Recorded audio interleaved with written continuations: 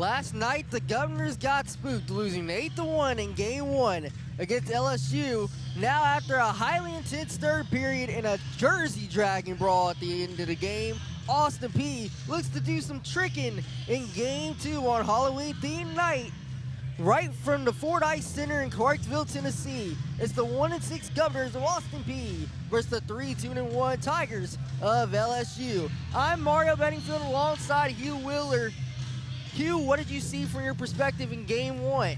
Well, I saw a lot of chances from both sides, honestly. LSU able to make it from Brandon Olivas, our player to watch from last night. Lots of great passing opportunities for LSU to get everything underway. And we are now starting. Puck drops. Game 2 has just begun. Olivas has the puck at the left wing. Olivas was the player to watch here in game number 1 for the LSU Tigers. Yeah, last night the Governors, of course, losing 1-8, but the shots on goal was the real story. 37-43, very closely contested, just couldn't get pucks into the net for the Governors, but lots of offensive chances created. There's Majewski dropping a pass on the right wing. He had 3 goals and scored a hat trick last night for the Tigers. Majewski had a great game last night. That's true. Yeah, he was fantastic. He was incredible out there for the Tigers and rallied them to a victory. Call him the fantastic freshman. 18:54 just started here in game number 2 as Leitz, the freshman, drives the puck on the right wing.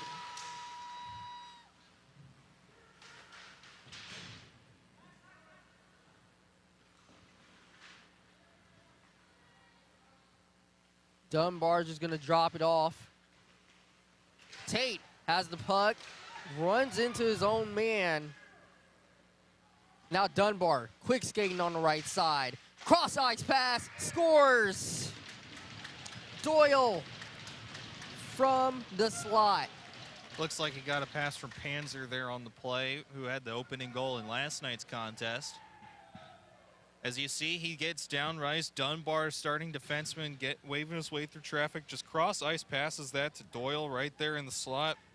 Wells not able to get anything through there. Chamberlain letting in the first goal early. Carter Chamberlain, the starting goaltender here tonight for the Austin Peay Governors in game number 2. Patrick Ryan back in goal here for the Tigers for game number 2 as well. And when you're making a transition like this here, Hugh, with the goaltenders, how does that affect going from game to game? Well, you know, it's more reassuring for a lot of your defensive players that you're getting a fresh guy out there for the next game. It helps out a lot with getting things moving in the second night of a back-to-back. As a breakout pass.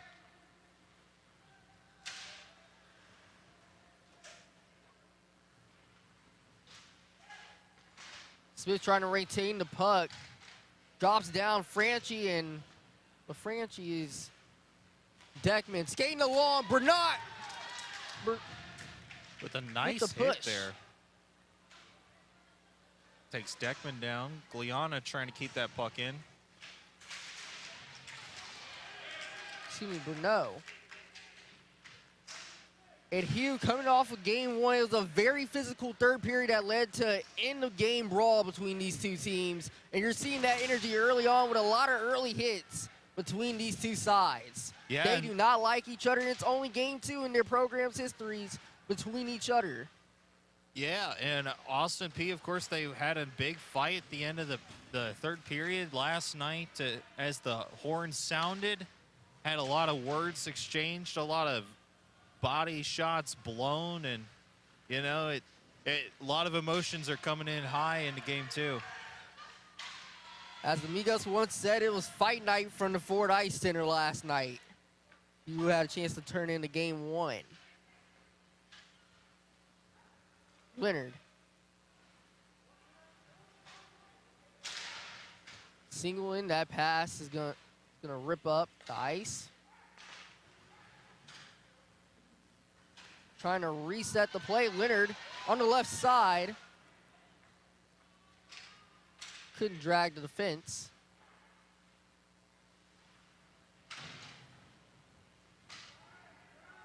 Yeah, lots of early hits from both sides on each other, feeling each other out in this one. We'll see how testy this gets over the next 50 so minutes. As a slip in the pub, Majewski with a shot. Missed it. Yeah, just unable to capitalize. As LSU with good forecheck to retain the puck defensively. Now to Majewski. Pass to the left side. Great stick lift by Rodheimel. Yeah, McCutch and Doyle just trying to make something out of that happen with Majewski. McCutch looking for a couple passes to Majewski in that, just unable to connect one in there. As the Governor's looking to clear it from their own zone.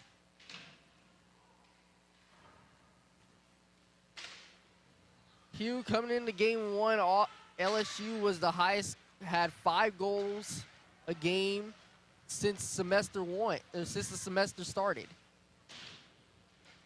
Yeah, and they had 8 last night, keeping on par with what they've done so far in the season. We'll see. They already got the 1 goal so far in this one. We'll see how that keeps going. As that chance doesn't go into the net. Now, Olivast, right wing, great pass towards the left wing. That shot is saved by Chamberlain. Yeah, we're going to whistle that one dead for a net dislodgement, but going to get a face-off down here in the defensive zone. The crowd getting engaged early and often. It's Everybody Halloween themed night. Nice to see a lot of the costumes out here for Halloween themed night. It's a very spooky time. It's spooky season here in October. Halloween coming up in a couple weeks. Yes, you are. Not only that, but we've got hockey going on all over the world now. We're in full-blown swing of the season. Hugh, let's quickly touch on what we saw here a couple minutes ago before the puck drop here between Austin Peay and LSU. With the Red River Spartans in the Metro Jets. 7-5 final. Metro Jets winning that one by 2 goals, pulling away on a late empty netter. But both of those teams showed a lot of fight, and it was an amazing matchup. Hugh, what did you think about those 2 teams playing? Yeah, I mean, it was a good showing from the Spartans after losing to Jets 12-1 and 11-1 in games prior in last season. So it's a nice improvement for the Spartans. Spartans will play here at the Fordyce Center all season long, along with the Austin Peay Governors.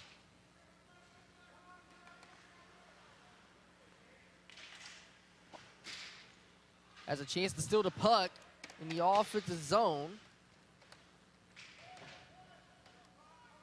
Karanchev with an opportunity to steal that. As Peay tries to pull, this could be Kahara. Yeah, Tries some to good pull the puck away. forechecking opportunities for the Governors again, as they did last night. 2 Governors run into each other. Karanchev and Kale Lewis not knock each other down, but get back into position. Chesky tries to chase the puck. Pass towards the top of the left point. Yeah, it was McNair with the attempt in there. Now Bruneau's going to chase this one down the ice for the Governors. Dunbar gathers that up. Doyle. Drop-off pass. And the shot is in. It's a beautiful shot from the junior Jack McNair. Able to get a couple of nice chances in there. As you see, he skates on through there. It's a dump-off pass. He just gets that one right by the defenseman. The goalie can't see it as it goes by him, and it gets right into that top corner before Chamberlain ever has a chance on that one, Mario. It's 2-0 LSU already. 2-0 Tigers. McNair with the snapshot from the right point. And the Tigers extend to a 2-0 lead in the early going in the first period. Governors still looking for their first shot on goal as well. Leonard tries to push Dunbar. Pulley and Doyle. Tigers have the puck in the neutral zone.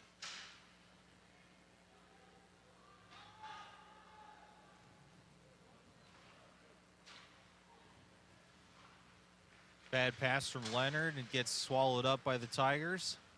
McCutch moves to the right side. Now a pass towards the left.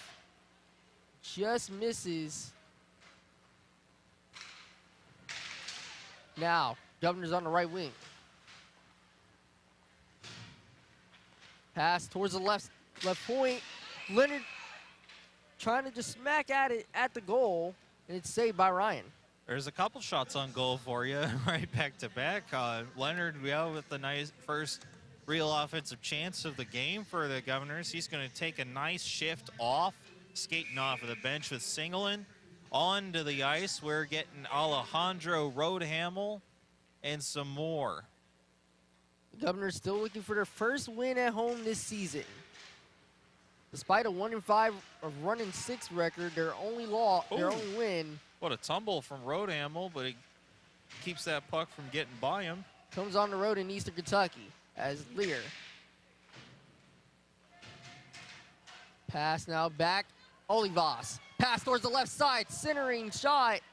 That one off the post. I believe that one went off the crossbar. Yeah, that was a nice chance from LSU. Just couldn't find the net for the third time tonight. Majewski dinks it by the margins.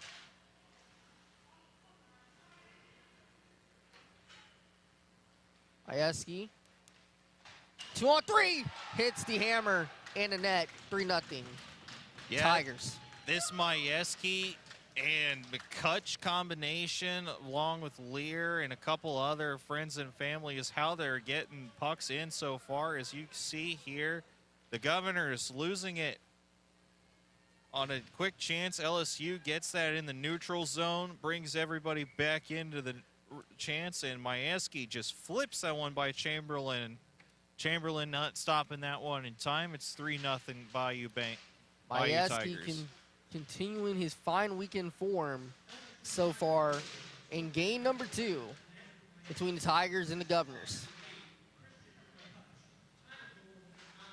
Kutch gets the assist, and this Tigers team has had a lot of playmakers this weekend as well. It's not just a credit to the goal scorers on this team, but to the whole team.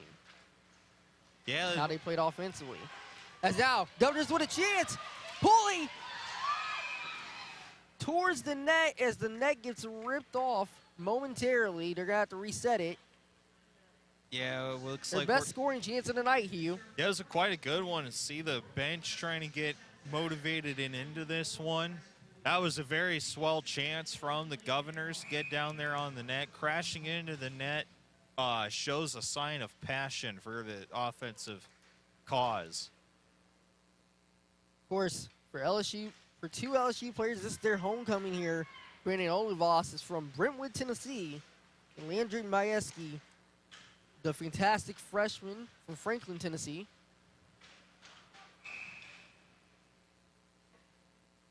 So for those LSU players, it's nice to be back in the home state. Getting some nice puck stoppage early in this one.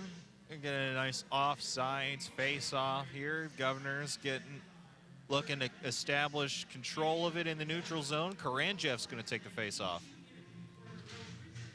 Tie up, the Governors win it for the moment. Now in the left wing, pass towards the right point over the post.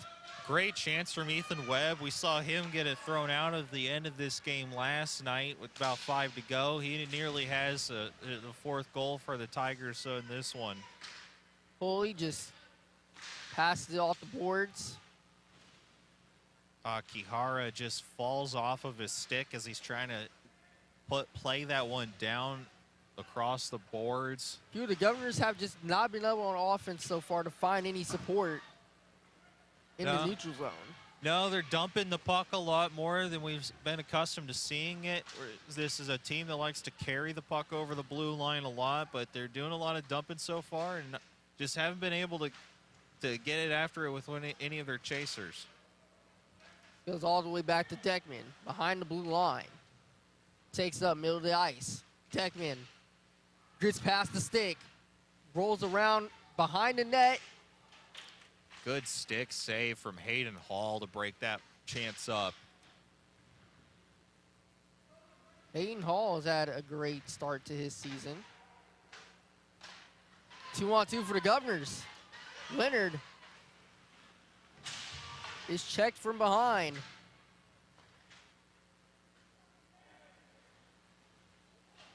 Ooh, hits are trying to fly in. Governors will reset it to try to break it out here on the right side.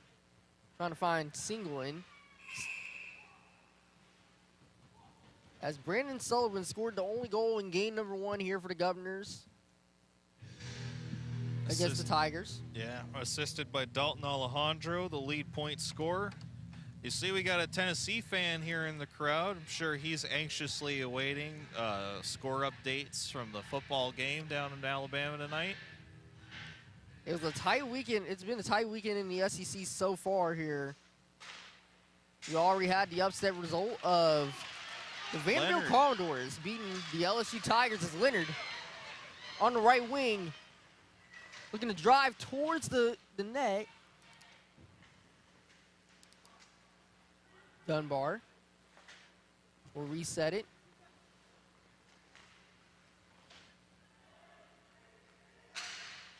Tigers trying to go in sync in motion up the ice. Dunbar at the top of the blue line. Franceschi's just gonna tap it on towards Chamberlain, who will lightly just let this one go.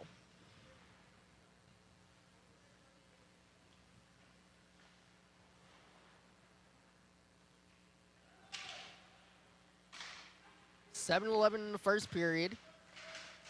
You see this line here, 17, 11, and 8. That's Doyle, Majewski, and McCutch. They've been all over the offensive zone for LSU tonight. As this gets to Tate. Tate's got to look for a partner. Rodhamel trying to chip that one down there. Looking for a pass. Now Rodhamel with a shot. It gets in the back of the net! And the Governors are down 2. Oh, would you look at that? That one trickles off of, I believe the man in the front might have gotten that one, and he sends that into the back of the net. We're going to try and see what the official ruling is here and who scored that one, but as you see, the crowd getting pumped up. We got a big fan of Josh Wolf out there on the ice.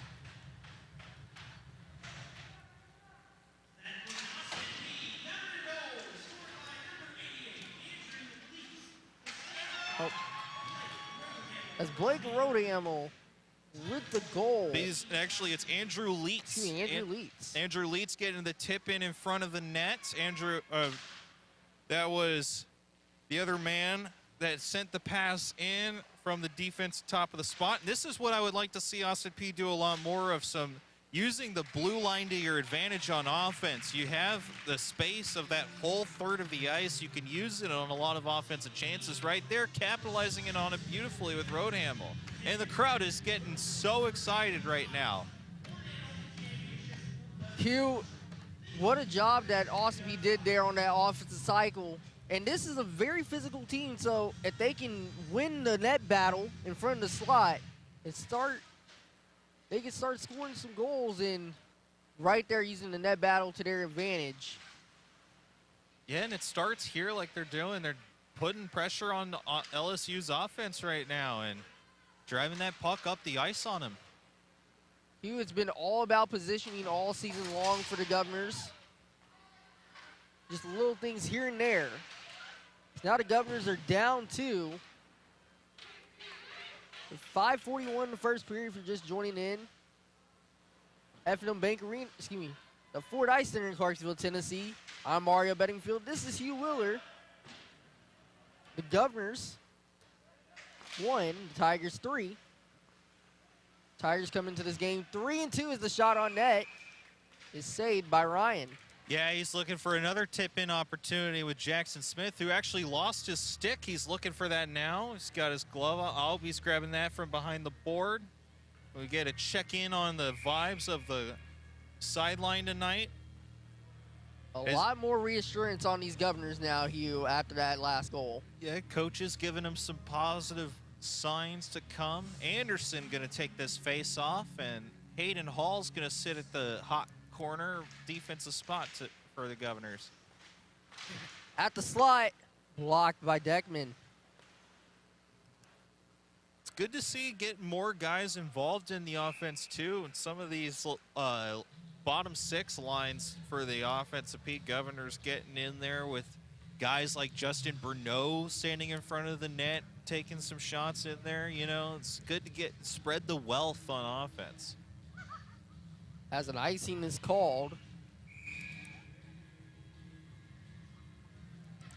And Hugh, going back to your point about spreading the wealth on offense, the Governors have done a good job when they got their scoring opportunities to put it on the net and let their playmakers do the work. Yeah, and then just hit them hard up here. Yeah, block passes up and make it difficult for LSU to get that puck out. Hands are dumping down along the side.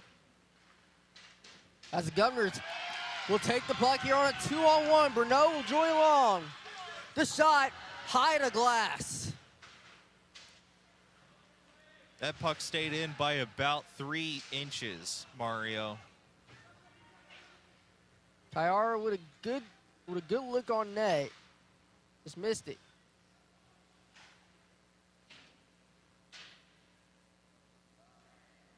Hands there. Try to get the puck.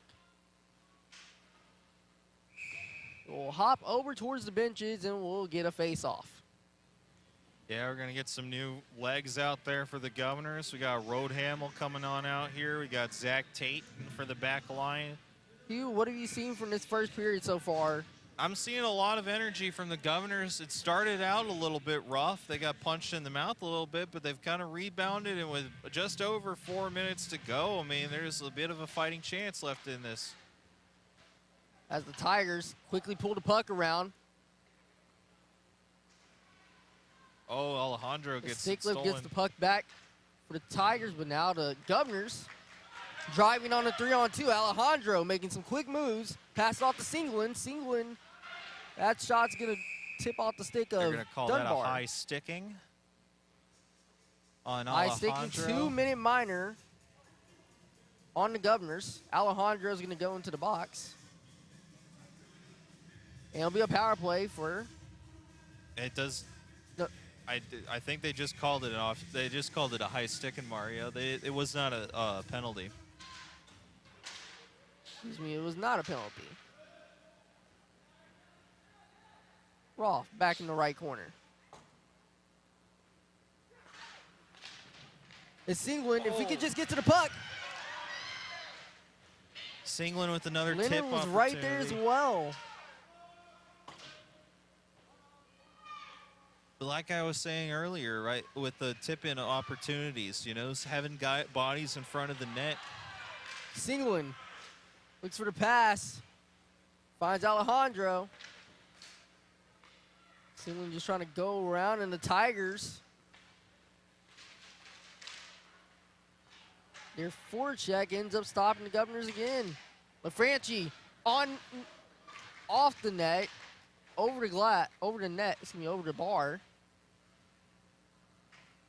McNair.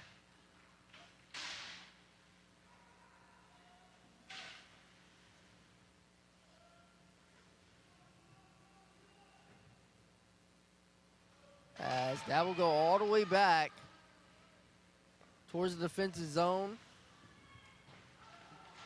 You Governors just trying to get their legs going here in this first period and trying to find some momentum going into the second.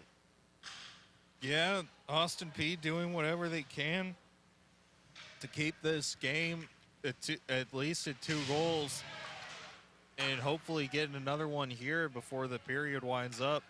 2:10 to go. Chamberlain will leave it.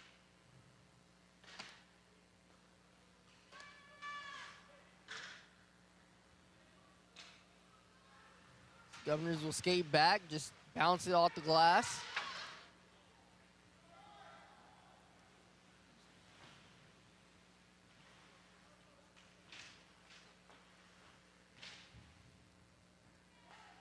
As the Governors trying to get support in the hitting zone. Taken away by the Tigers again. Here's that dangerous line again. Majewski, McCutch. They got Olivas actually out there with them this time.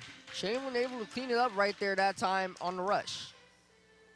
Now the Governor's still fighting in this. Oh, we got you got a Joker face paint on this guy right here. We got a girl with a cat face painted on her. Dude, that looks like the Joker from the last movie. I think it was Joker Holodex, I believe. I believe there's a different pronunciation for that, but I don't know French. One-on-one. Flip pass. The shot misses the net. Great opportunity there from number 21, Owen Parker.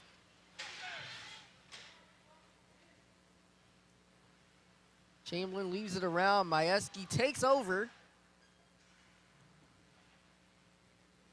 Majewski just right around, sneaking like Alvarado in the NBA. Olivas towards the left side. Chamberlain able to make the stop. Chamberlain keeping him out of the net. Dunbar. Pass to the left wing. Galinda tries to send a shot on net. Saved by Chamberlain once again. Some dangerous chances for LSU so far. Dunbar in the corner. 2 Governors trying to get the puck away from Dunbar. As Anderson will try to leave it. Majewski gets it again, keeps possession for the Tigers.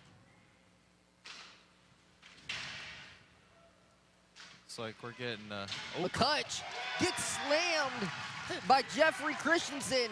Christensen with a beautiful hit. He was looking for that hit. But Dunbar right around on the right wing. His quick shot is saved by Chamberlain. With 2.2 in the first period. Back to that hit from Christensen. He was looking for that hit for a couple times. Is Chamberlain looking to get out of this period with just the 3 left in? Probably likely to see one more slap shot from a defenseman here. Chamberlain seen a lot of shots in this first period. Stood up to the Tigers. This could be a bigger advantage. But Chamberlain able to stop the bleeding for now. And that's the Tigers with the lead, 3-1 against the Governors of Austin Peay. That's the end of the first period. Hugh, quick thoughts on the first period. Solid chances from Austin Peay, looking to get some more of them in instead of out. But it's a marathon, not a sprint. Coming up, it's the APSN Intermission Report featuring our own Dylan Walton sitting down with Govs Hockey head coach Kane Eastwood. You're watching Govs Hockey on the Austin Peay Sports Network. Tigers 3, Governors 1.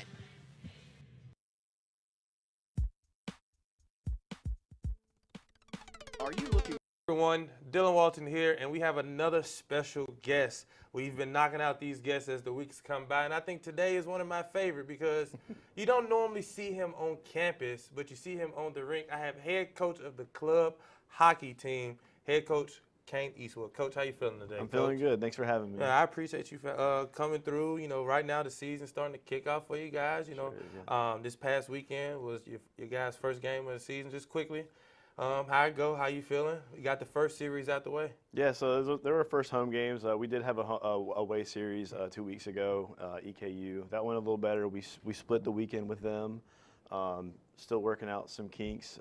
This weekend, our first home series, not the results we wanted, but still we have the guys moving in the right direction. I think we identifying a lot of the issues we have with the new roster, and we know what we have to work on going forward. Yeah, and we'll touch on the new roster a little bit later on. But I want to get into you quickly. We was talking a little bit off camera. You said born in Atlanta, then you moved to Denver, Colorado. So talk about Atlanta, then the process moving to Denver. How was the early childhood for you? Okay, yeah. So yeah, born in Atlanta. My dad is from Denver, so at one point we moved out there. I started playing hockey out there when I was about 6 or 7 years old. The Colorado Avalanche, which is their pro team, had just moved out there. My dad would take me to Denver University hockey games, which they have a really big and good program, national champions a few years. And so that really sparked my love for it. And we played a lot of, street hockey growing up. Ice hockey is a very expensive sport. And growing up, my family didn't have a whole lot of money. So we tried to play hockey wherever we could. And that really, my family would get together in the park on weekends. Every weekend we'd play hockey as a family and friends. We get neighborhood kids. So that really sparked it. Then I pretty quickly got into playing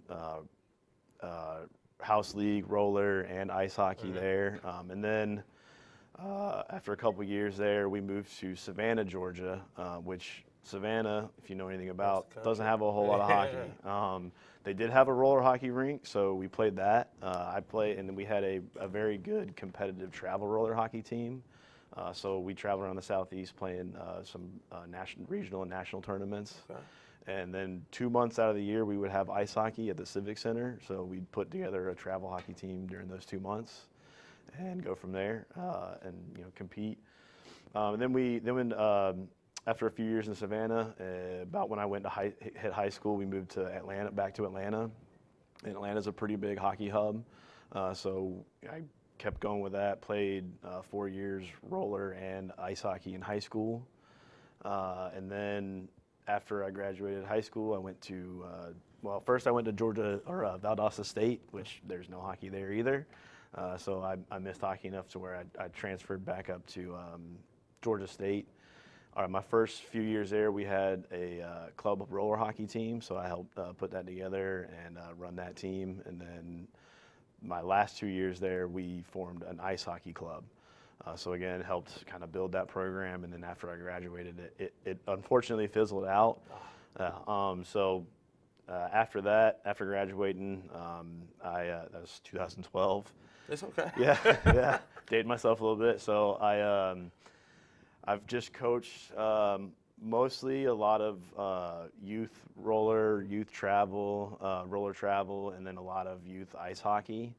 And then a few years ago, luckily, they built the arena here, and I've been coaching at the arena. And when the time came, I had a few players come to me and ask me if I wanted to take the coaching job, and here we are 2 years later. Yeah, and it's been a fun trip. Yeah. Growing up, were you a bruiser? Was you a scorer? Because to break your face, you got to be willing to put your life on the line. I'll get to the broken face in a second. So the type of player, I'm obviously not a big guy, but I'm not afraid to get in battles. I'm not afraid of. I grew up playing with older kids, so and my playing football growing up too. That is still like.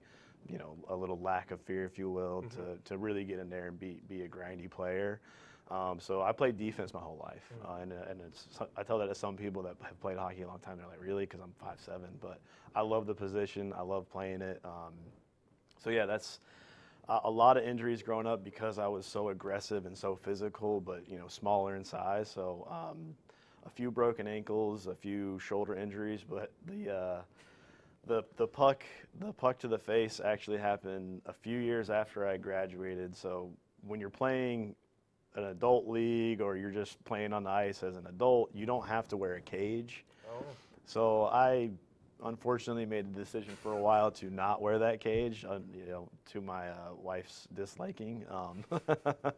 So I was actually practicing drills and an open hockey, which is where anybody can go out and just play, and it's kind of free skate. I was practicing with a friend of mine who's 6'4", real hard shot, and we were just running really quick pass shoot drills, and he unfortunately just mishandled the puck and shot it across his body, and it hit the post of the goal and just bounced and hit me right in the face. So that, yeah, a few surgeries and plates later, yeah, that was very unfortunate to happen. So I have the cage now. What's the pain? What was the pain tolerance for you? Like, was it like a 10, 12, 100? 100, yeah. It was maybe the most painful thing I've gone through, yeah.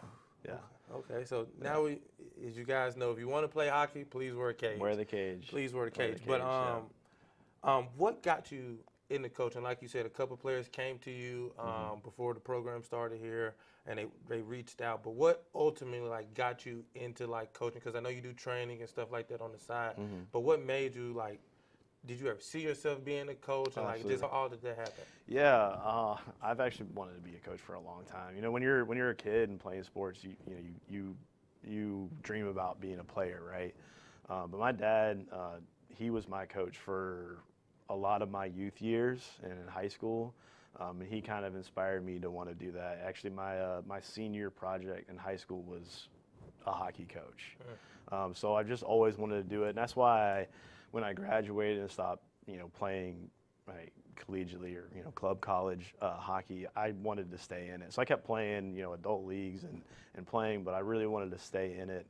I really enjoyed, coaching youth hockey and really trying to mentor and develop kids and help them through the process. So I just really enjoy it. And then I've really always wanted to coach at a higher level.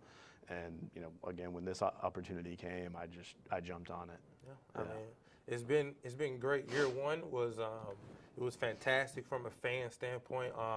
If you guys don't know, myself, Steve Sawyer, and the rest of our GAs, we go out there and broadcast the games for you guys. The best in the business. Yeah, we appreciate it. We put a lot of hard work and a lot of long hours into that. Yeah. And the fans, they show up and show out every single time. I mean, the Ford Ice Center is always jam-packed. But from your coaching side and your team, how is year two, even though you guys just started, been a little different, or what's like the differences from year one to year two? Yeah, I mean, we've learned a lot from year one. It's tough trying to build a program and try to build it the right way. My goal from the beginning has been to build a really solid foundation for the program, for growth for the future, whether I'm involved in it or not, but build a really solid foundation for it. And we see that growth, day to day, week to week, month to month, and from year one and year two. That with a new program, you're always going to have, obviously, kinks to work out, and it's just identifying those kinks and really, hammering and trying to make sure we work them out and to build a good program. Yeah. Like you said, this is a new team. You have 8 to 9 new guys, true freshmen, or freshmen in a sense. How has it been developing those freshmen and getting them to mix with the veteran guys and just understanding, like, you don't want to peak, right now. You don't want to win your first 4 straight games because you don't want to flatten out the end of the season. So how have you tried to get all the guys to get on one page, and what are some, like, team exercises you guys may have done? Yeah, so, we unfortunately only have a few days a week of practice, and we try to, my goal for this summer was to really try to plan as many things that we can do outside the rink too. So another thing that we didn't really have last weekend was like a training program off the ice. So I've partnered with a few, there's a new gym that opened here that's the athletic compound, or the athletes compound, apologies to them. They're the guys that run the Spartans organization, and they opened up a gym.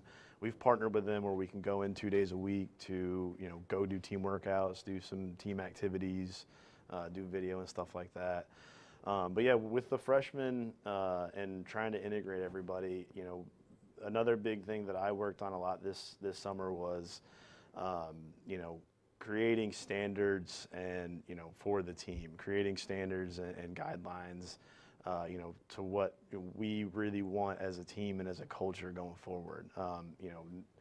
I've said it last year a lot to some of our guys. If we have 5 guys buy in this year, great.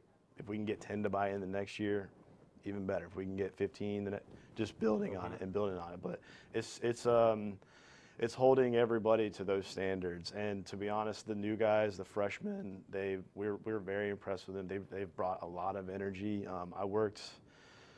I'd like to say I worked really hard, but I worked as hard as I could to try to recruit last year because we really needed new players, and we fortunately have a very good local talent pool of travel hockey players. So we picked up a lot of really good, headstrong kids that come in and want to compete and want to be a part of it. So yeah, it's been great. And the leadership from last year, the guys from last year, like even some of them that struggled a little bit, like, it was a tough season, and it's tough to really get through that stuff. So, but a lot of them, after talking with them a lot over the summer and just working with them and trying to mentor them, a lot of the leadership from last year has stepped up in a lot of big ways and changed attitudes and really bought in, and it's helped a lot.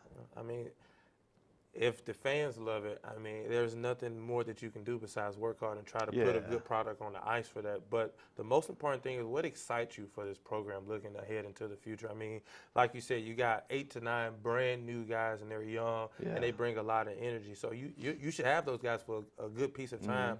What excites you just about this program and the development that you can bring and excitement you can bring to Clarksville for some ice hockey? Yeah, I mean, honestly, everything about it. It's so much fun. I love it. Again, there's downtime, there's bad times, good times, but I love everything about it. And bringing the new players in and seeing their energy and how responsive they are is great.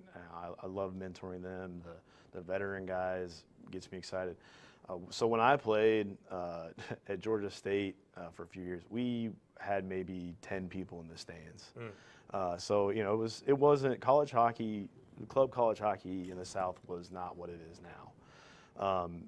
And I've seen it grow and develop over the last 10 years, especially with the boom of social media. Like, I think that has created such a big momentum for college hockey, especially in the South. And just seeing that really excites me to see where it can go. I mean, you have not just us with the opportunity to move up in the league that we're in, but you see schools all around the Southeast just building programs and building momentum, and that's what really excites me to see what the future is for hockey in the South for sure. I'm excited too. Hockey is brand new to us. Our first time really being involved in it was coming around with you guys, so we're grateful to be around and get to see some entertaining hockey. If you haven't caught an APSU hockey game, they gritty. They get down to it, and they love to fight. It doesn't matter if they're up 10, down 10. They're going to put a product that we all can enjoy. So that's one thing I appreciate for you guys, because you make our long nights very exciting. So we appreciate that. Yeah, absolutely. Yeah. But before we wrap up, I got some would you rather questions. Okay, and they're hockey related. So the first one is, would you rather win the league with APSU or coach professional team for a single season? Win the league with APSU. Okay. Absolutely. Loyalty. Yeah. Loyal absolutely. to the soil. Absolutely. Yes, yeah. sir. Okay, that was easy for you. Yeah. Let's see if this one will be a little bit more difficult. Okay. Would you rather take a penalty shot in overtime or be the goalie facing one? Penalty shot. You'll take it? Yeah. Okay. Why? I'm decent at them. Yeah. Okay. You put your faith in yourself. Yeah. Okay. Yeah, I like taking them. They're fun. Make it or miss it. It's fun to do it. What's your percentages? If you had gosh. if you had to just guesstimate. It's probably not good. Okay. That's solid. I mean, yours probably better than mine. So that's all that matters. Okay, and the last one I got for you, Coach. Would you rather coach a team full of raw talent or a team full of experienced grinders? Experienced grinders. Experienced grinders. Experience wins all? 100%. And I've told the guys this weekend, we had tough losses, but I don't care what the score is at the end of the game. Obviously, I'm competitive as competitive as they are. I want to win too, but all I care about is how they carry themselves throughout the whole game, whether it's 20-1 or we're up in the game. I want to see them grind and fight the whole game through. And yeah, that's all we can really hope for sure. Okay. Yeah. Well, that's it, ladies and gentlemen.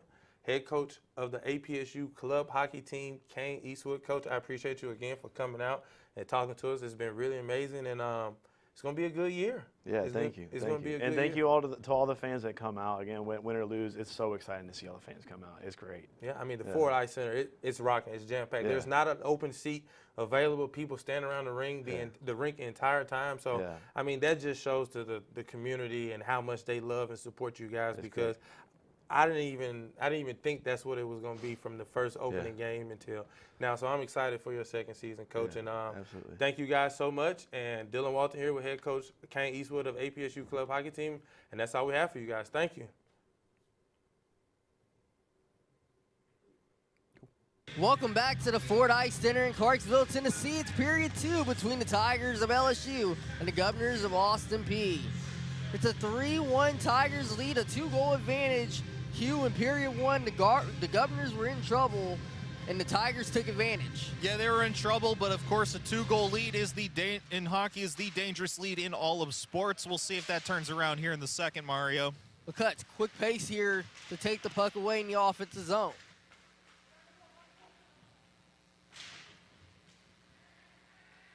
Roth slings it down towards the crease. Majewski pass towards the right corner.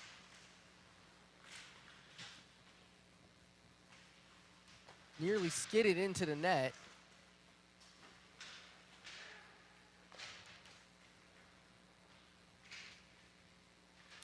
Hugh in the second period as Leonard takes it away. Right wing blasted by Majewski. Man, scores! Leonard! What a play from Peyton Leonard. That was incredible. What a play to get the Governors back into this. The crowd's going crazy. The bench is congratulating him. Everybody's having a great time here in Clarksville, Tennessee, as we're going to get lined up for a face-off again. This lead's been cut in half. What did I say about 2-goal leads? Most dangerous in hockey, Hugh. Most dangerous in all of sports, Mario. The fans are going wild here at the Ford Ice Center. You're about to hear some Let's Go Peay chants break out in this building. There's the momentum right there for Austin Peay that they needed here. Now they might just believe in the second period. Anderson took the puck away as Wolf, right wing quick shot. Just laces behind, excuse me, on the left side of the net.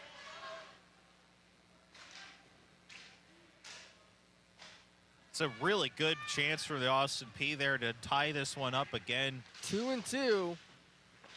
Webb trying to make a pass over to Panzer.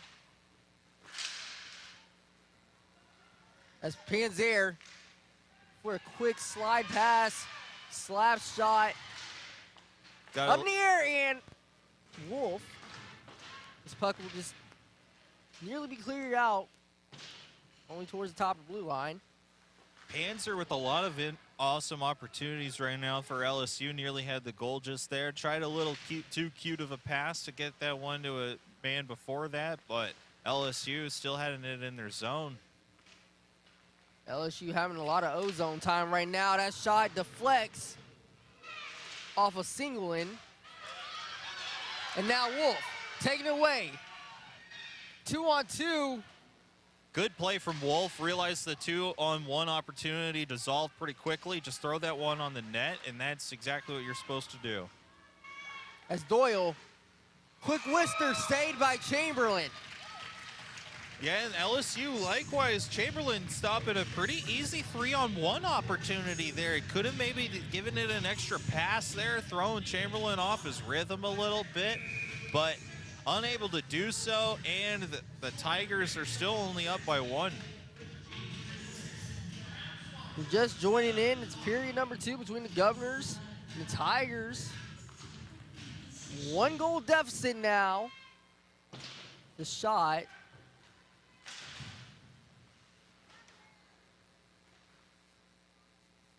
Dunbar.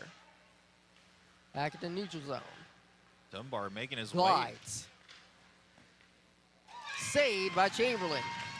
Dunbar with a nice play there, getting that puck back, dribbling it in, throwing an easy shot for Chamberlain, but we get another face-off in the offensive zone for the Baton Rouge Tigers.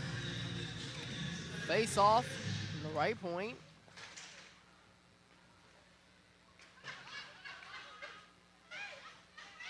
As Cooper Smith now behind the net, looks to break it out on the right wing.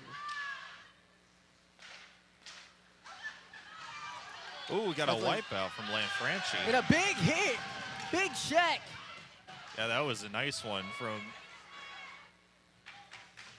Lewis, the defenseman. Olivas giving his props to Kel Lewis. Lewis throwing that one around the boards on it. Kareen's out of harm for the Tigers. Puck in between the boards.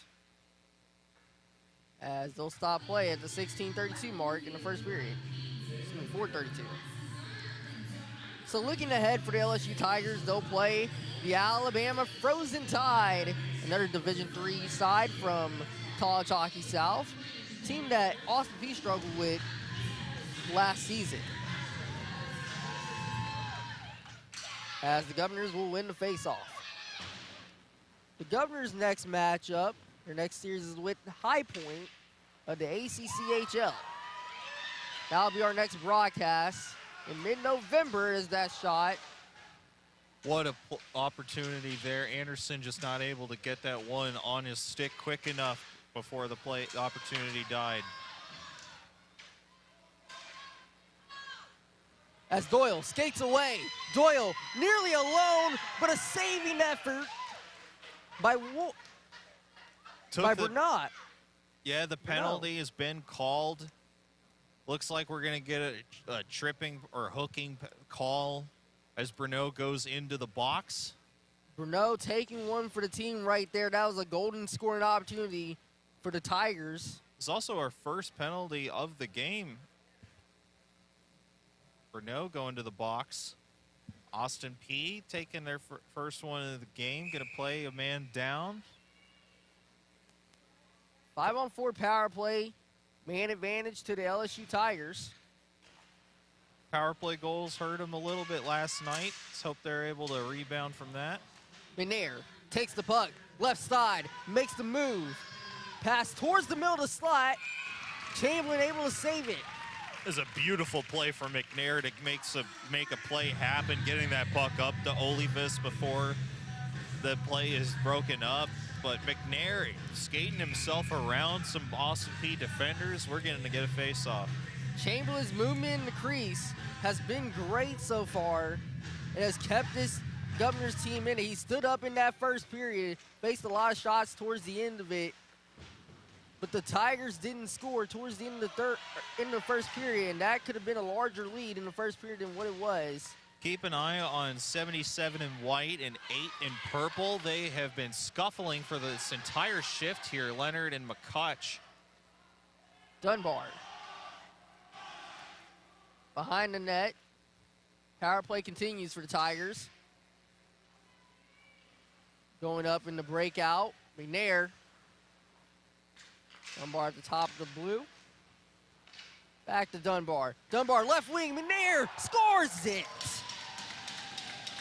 That was McCutch throwing that into the top corner as he celebrates with his guys in there. It's a good effort from the Tigers to quiet this building a little bit, as you see here, just throwing it around, getting his man open, trying to stop the cross-ice pass. It trickles by, and Chamberlain just not able to seal that corner off before it is delivered into the top shelf. Power play goal for Jack McNair as the Tigers go back up 2. That's the second goal of the evening, Mario.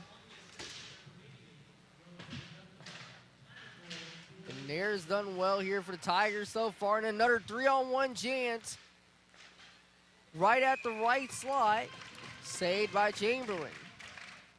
Chamberlain stopping that one. Governors got about a couple of good chances here in this period so far, but it's been a lot of LSU offense since that goal. Shots 21-8 in favor of the Tigers. Peay coming down as Alejandro ropes into the boards. Leets controlled by two LSU Tiger players. Now the Governors, right around and saved by Ryan. Alejandro with a nice chance backhand play. Patrick Ryan just stopping that one in its tracks, though. It's good to get Alejandro involved in the offense, too. Of course, we haven't called his name too much tonight, Mario. As Alejandro trying to find his way into this game. Smith nearly on the net, just missed the crease. Now Smith is going to have to rush back for it. It's good to see Cooper Smith back in the lineup after missing last night's game. Number 5 was being worn by Hayden Hall last night. That number moves back to Cooper Smith. Hayden Hall wearing 49 this evening. As the Tigers will take it at the top of the blue line. Doyle, left wing, tries to find the pass towards the center of the slide, misses him. And a huge hit. Oh, we're getting some extracurricular by now. Andrew Leeds. We appear to get something down here. Alejandro's challenging Panzer, and as well as Lear, possibly. Ethan Webb taking a huge hit down there, and the boards was what started that scuffle, as he is leaning over the bench a little bit right now, recovering from that nice hit, and Austin Peay getting situated for a defensive zone or an offensive zone faceoff. It's a 2-minute power play for the Austin Peay Governors. Here with 13:44 in the second period. Tigers leading by 2. Hugh Alejandro, a very passionate Austin Peay Governor, one of the newest members of the Governors this season. And he shows that he bleeds red on and off the ice. As you see, Ethan Webb was holding himself there, taking the, absorbing that injury hit. Yeah, Alejandro, nice spark with 6 points so far for the Governors this season. Tigers won the face-off. Governors try to pull it out. Boards, and that shot slings through and misses. All that Puck up in the neutral zone. Snow going back to chase it. McCutch skates around, finds Majewski. Majewski with a brilliant shot opportunity. Getting another whistle here.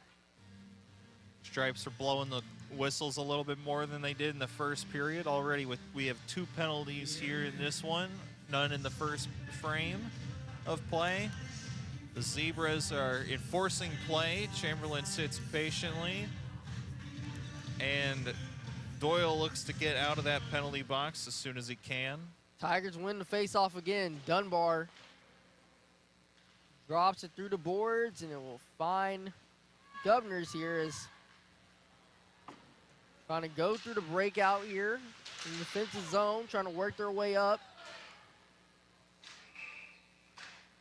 Quick icing call on the Governors, unable to connect on that pass across the neutral zone.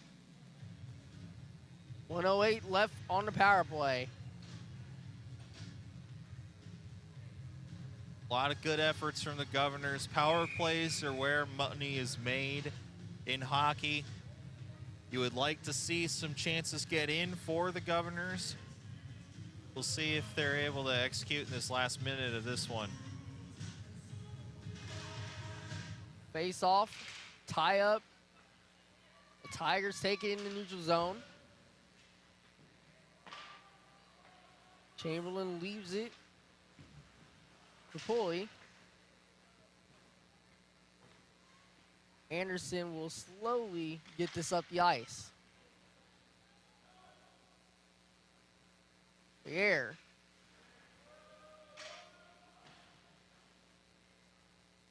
Drops it for a line change.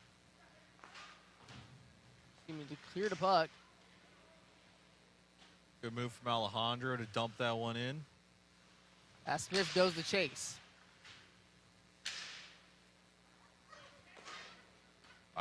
Chamberlain had to save that one. It was a right on target shot all the way down the ice. Smith on the right wing.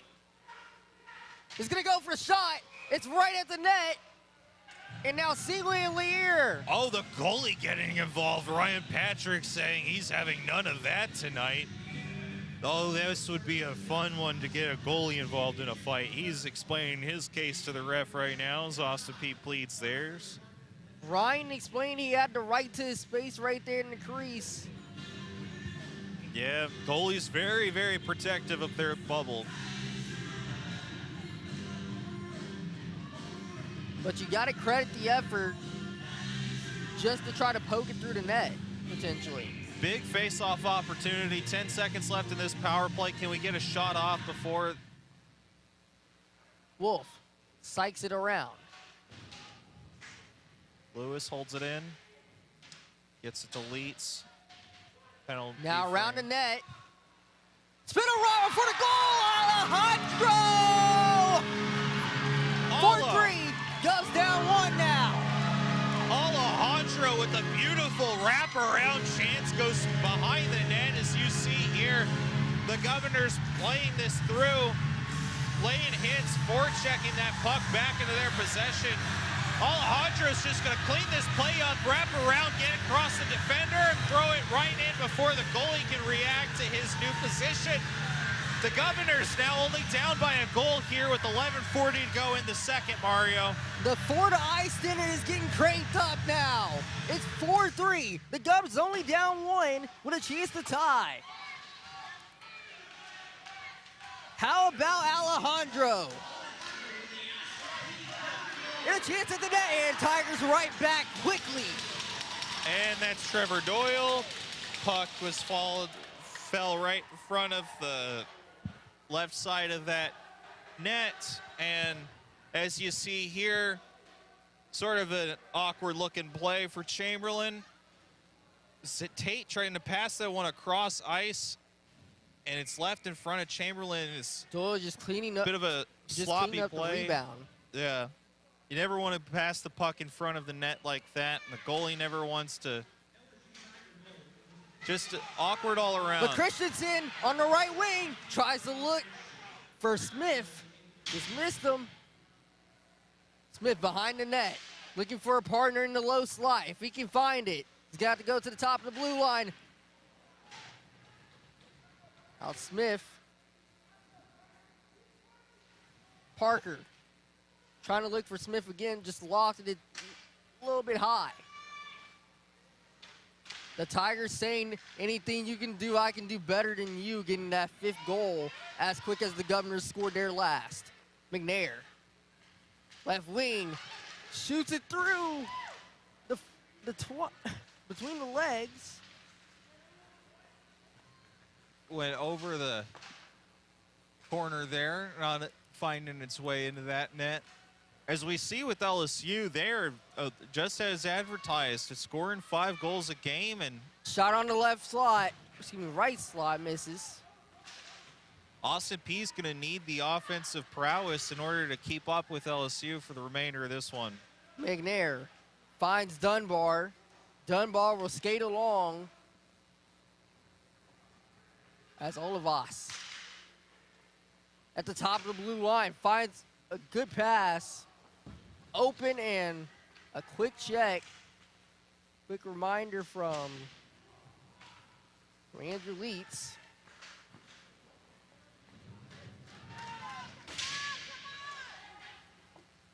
Excuse me, that was Christensen. Oh, skate blocking that one out of the way. Good job for Cooper Smith. Now it's Majewski. Top of the blue line. Back to Majewski. Right wing. Saved by Chamberlain. Quick reaction with the glove there, Hugh. Yeah, Majewski looking for his 4th goal in as many games, and just all around great efforts from the from LSU on offense here, just keeping all the chances they can inside of this zone before Austin Peay's able to break out of it. Hugh, Patrick Wood would have loved that one. Routine save. Oh yeah, absolutely. And a quick check from behind. Now the Governors 3-on-2. If they could get there quickly. Governors might have got away with one there. So you're not supposed to hit a guy in his numbers, but as McNair dumps Ref saying play Anderson from behind, and now Dunbar. on. And We ref- got a little tough tussle. Zebra is breaking that one up quickly. Bruneau trying to get some action in on there. Roth and Dunbar breaking that up as soon as they can.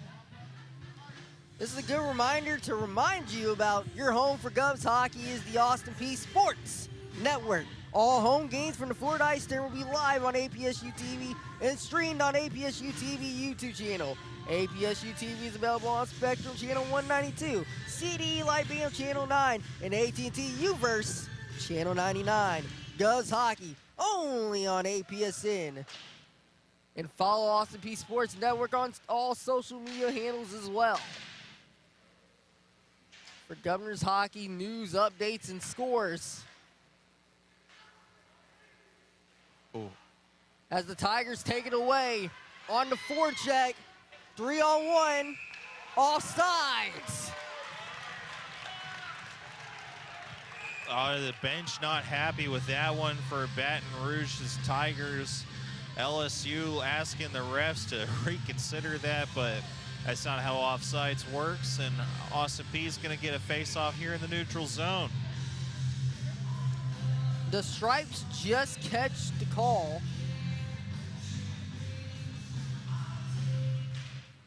Now the Governors win the face-off. They have a lot of energy here in this second period, Hugh.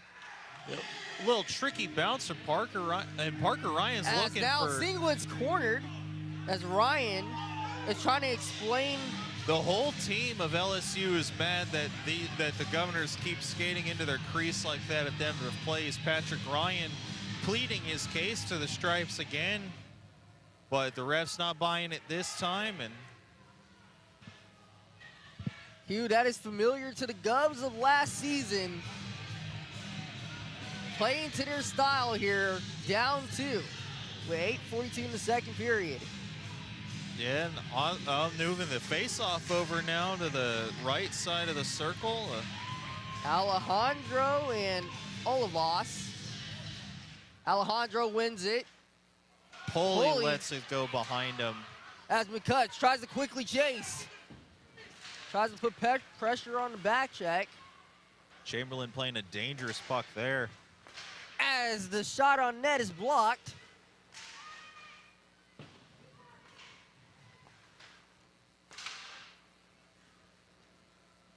It's over in the corner. Looks like we're going to get As there'll be a delayed penalty. It's going to be a penalty on number 19. Nico Pulley let the play go by him, and now he's headed into the box. Not the greatest shift, but he'll look to rebound and recover from that. The ref's making his call now. Deckman getting tripped.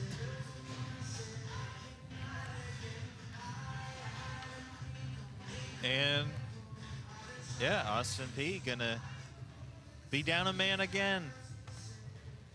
5-on-4 advantage once again to the Tigers on a 2-minute power play. And Hugh, enough power plays is not going to do you good if you're the Governors being down a man for some of this game. Yeah, digging power plays right. Oh, this is 4-on-4, actually. A false start on the face-off as they're going to have to reset it. 4-on-4 quickly, and then a 5-on-4 for the Tigers. It's Tie up 4-on-4 for Mayeski. 2 minutes, I believe. It's counting down the clocks at the same time there on the big old scoreboard here at beautiful Ford Ice Center in Clarksville, Tennessee. Dunbar goes chasing back for the puck. Governor meets in there. Beats. McCutch Not tips able off the skate. The Governor's taking advantage. Leeds around the corner. Now the Governors win it back. But the Tigers quickly taking it towards the left wing. Mayeski, the freshman, shots, misses. Anderson, 2-on-1 very quickly. If Anderson can control the puck, Yeah, just loses it. Has support. Now, once again, a near breakaway opportunity, but McCutcheon's just going to skate off the ice. I think he was thinking that puck was going to go down for an icing. He was hoping to just skate that one out, but the puck died before it crossed the goal line. Jackson Smith in between two Tigers. 4-on-4 play means the Tigers ice. went off the board. Panzer on the left wing. Panzer bursts down the left wing. Goes behind the net. Singling. 1-on-2. He's going to try to take him on himself. Governors fans looking for a call there. No call to be had. Panzer. 2-on-2. Driving towards the defenders of the Governors. McNair crunched by Snow. Getting a whistle dead there. And Singlin's being brought into the box. Single in. 5-on-3 power play for the Tigers. 4-on-3 for about 8 seconds, and we'll have a 5-on-4 for 1:52.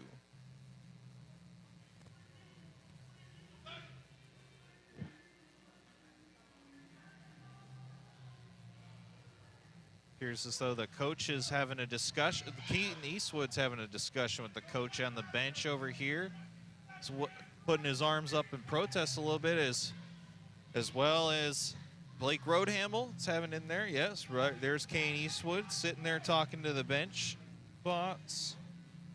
Trying to get clarification on that call, Hugh, Yeah. and why it was called. We Trying to explain his side of the story. Trying to advocate for his Governors. appears as though Austin Peay, you know, it's just a little you know, you don't have the same amount of opportunities on offense as you had last night, Mario, but you're holding you're capitalizing more frequently than you were able to last night. 3 goals on 14 shots. That's incredible efficiency for Austin Peay.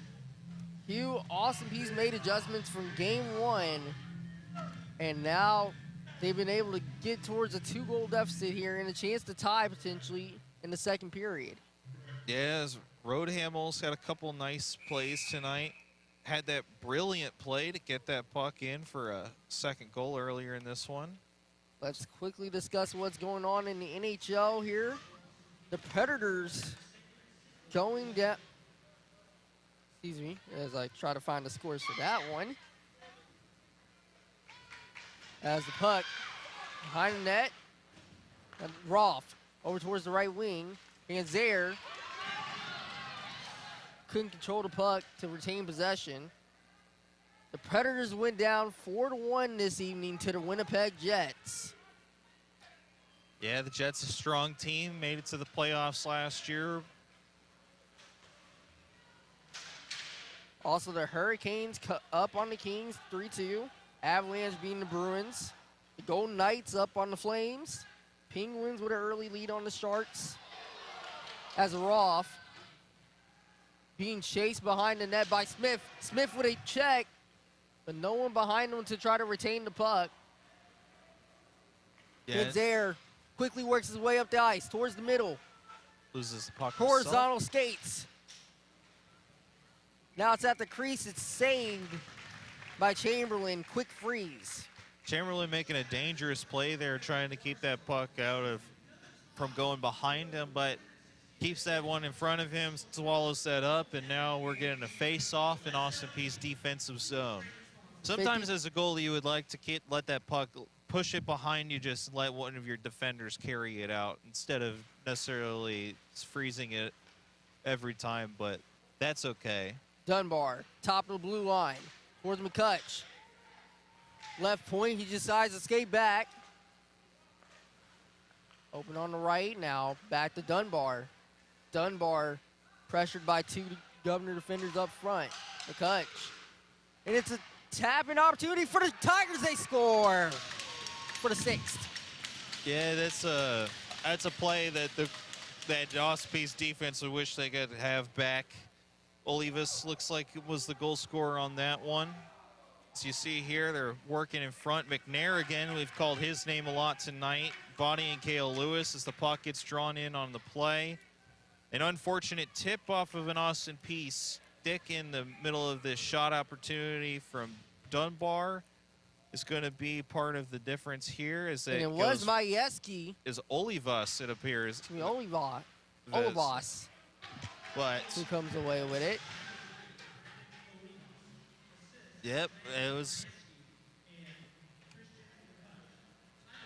Appears as though LSU's bringing that one up now. Chamberlain. 4:32 in the second period as Chamberlain leaves it. McCutch, pass, and it's a great save from Rodhamel, who puts his body on the line at the crease. And that play started by a dangerous Chamberlain play Deckman. behind the net. His chance is saved by Chamberlain.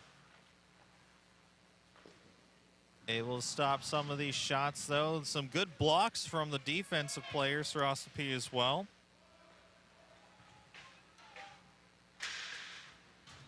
Rodhamel battling for the puck with Lear.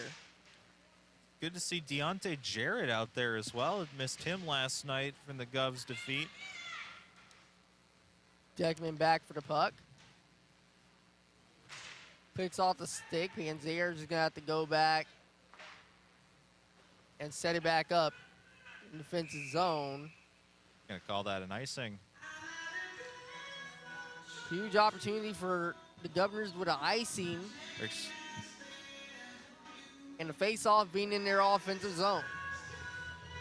Yeah, you're getting a nice break here. You're gonna play some tired LSU players as Majewski actually tried to sneak up and get into the box before coming back here, but he will actually come in and Face-off step will in be defense. Anderson And Doyle.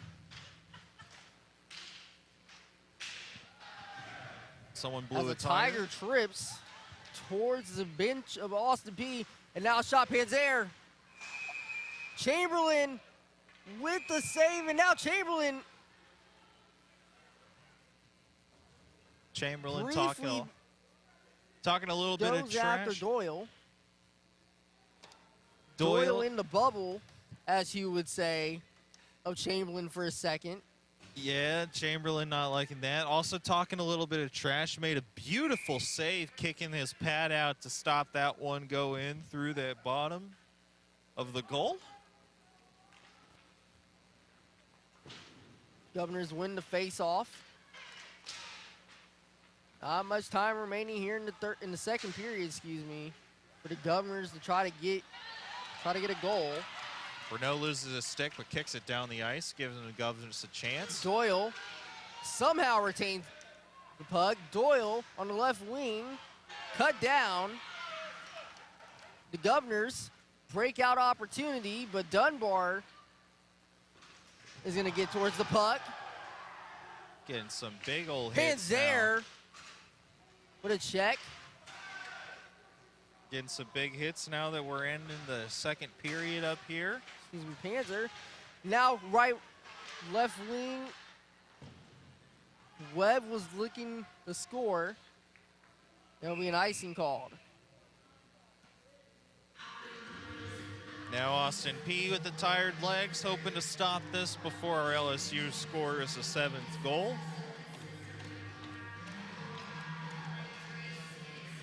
Austin Peay with a lot of chances tonight. Not as many as last night, but it made him more pound for pound.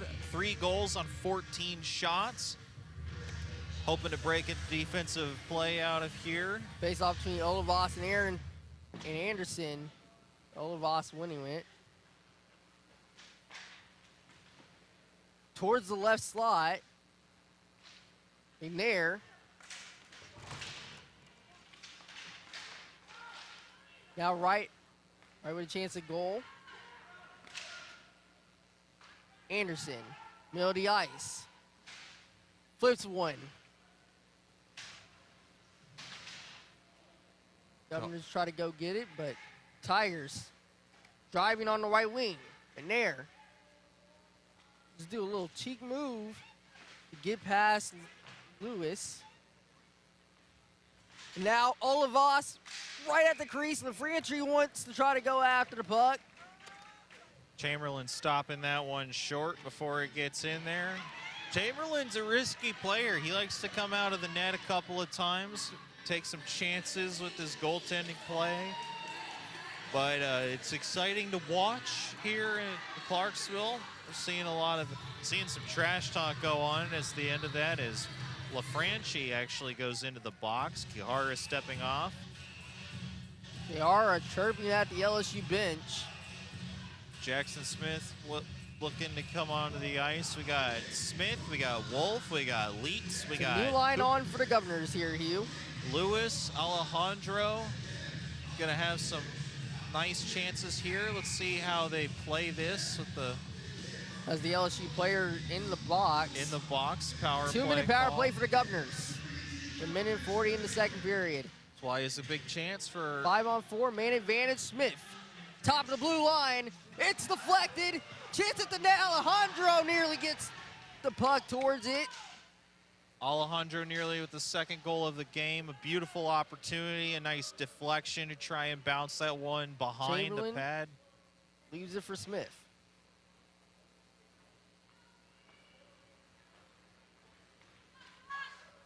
Wolf on the rush. Majewski with some good positioning defensively. Governors will dump it down around the corner. Wolf will regain the puck for the Governors behind the net. Scrolls through, passes towards the top of the blue line.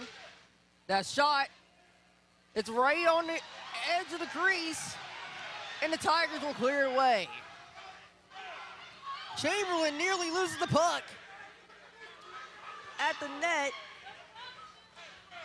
Wolf, neutral zone. Getting a lot of trash talk from the stands now as people looking for calls. Alejandro speeds around the ice, going fast as he loses control of his skates. Lewis.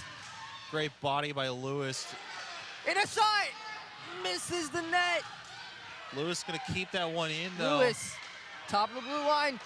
Jackson Smith, high of the glass. We get another penalty call. And this penalty going against the Governors, it appears, will go by the against reactions. number 7, Lier. 8 seconds. That is Lier. And it's a rare 5-on-3 opportunity for the Governors. We haven't seen much of this season for the Governors. It's a huge chance to capitalize and make this a 2-goal deficit. 27 seconds of 5-on-3 play. The big question, who, as you see 2 players in the box for the LSU Tigers, the big question, who's going to be playing the hot corner for on the defensive blue line? It looks like it'll be Lewis standing back there with Jackson Smith at the other defensive side, right in front of you on your screen. If Anderson can kick this puck out to Lewis or Smith, we could see a goal come in here pretty quickly. The best bet is to get that puck up to the defensive line so that way we can have a quick stoppage of play again from a frozen puck. Oh, and then it's actually going to be 4-on-3. It appears as though Zach Tate's in the box as well. And the Stripes are gathering in center ice to figure this out. Oh, that was quick. And we're back at the face-off circle. Austin Peay still playing with 5. So there's 5 men on the ice for the Governors. Oh, Jackson Smith skating off now, I see. So just some miscommunication across the 2 teams and the Zebras. Face off and tie up with the Tigers winning it and clearing it. But great heads-up IQ play from Singleton. It's going to be a high sticking call. We're going to get a face-off back in the, appears to be in the neutral zone this time. We'll see. Oh, we're going to do it at center ice. That was a nice play by Singleton on the neutral zone to keep the puck up towards Anderson wins the face-off against Dor. As that will end the second period with the Tigers leading by 3. The Governors showing some great fight here in the second period. Scoring some goals, scoring some goals. And stay tuned for our APSN intermission report featuring the best of our Meet the Govs interviews. We'll rejoin you for game highlights shortly. This is Govs Hockey on APSN. Tigers lead 6-3 going into the third period. Are you looking for the program that is right for you? Finding the program that fits your needs and desires is crucial. Ask yourself, what do you want out of your major?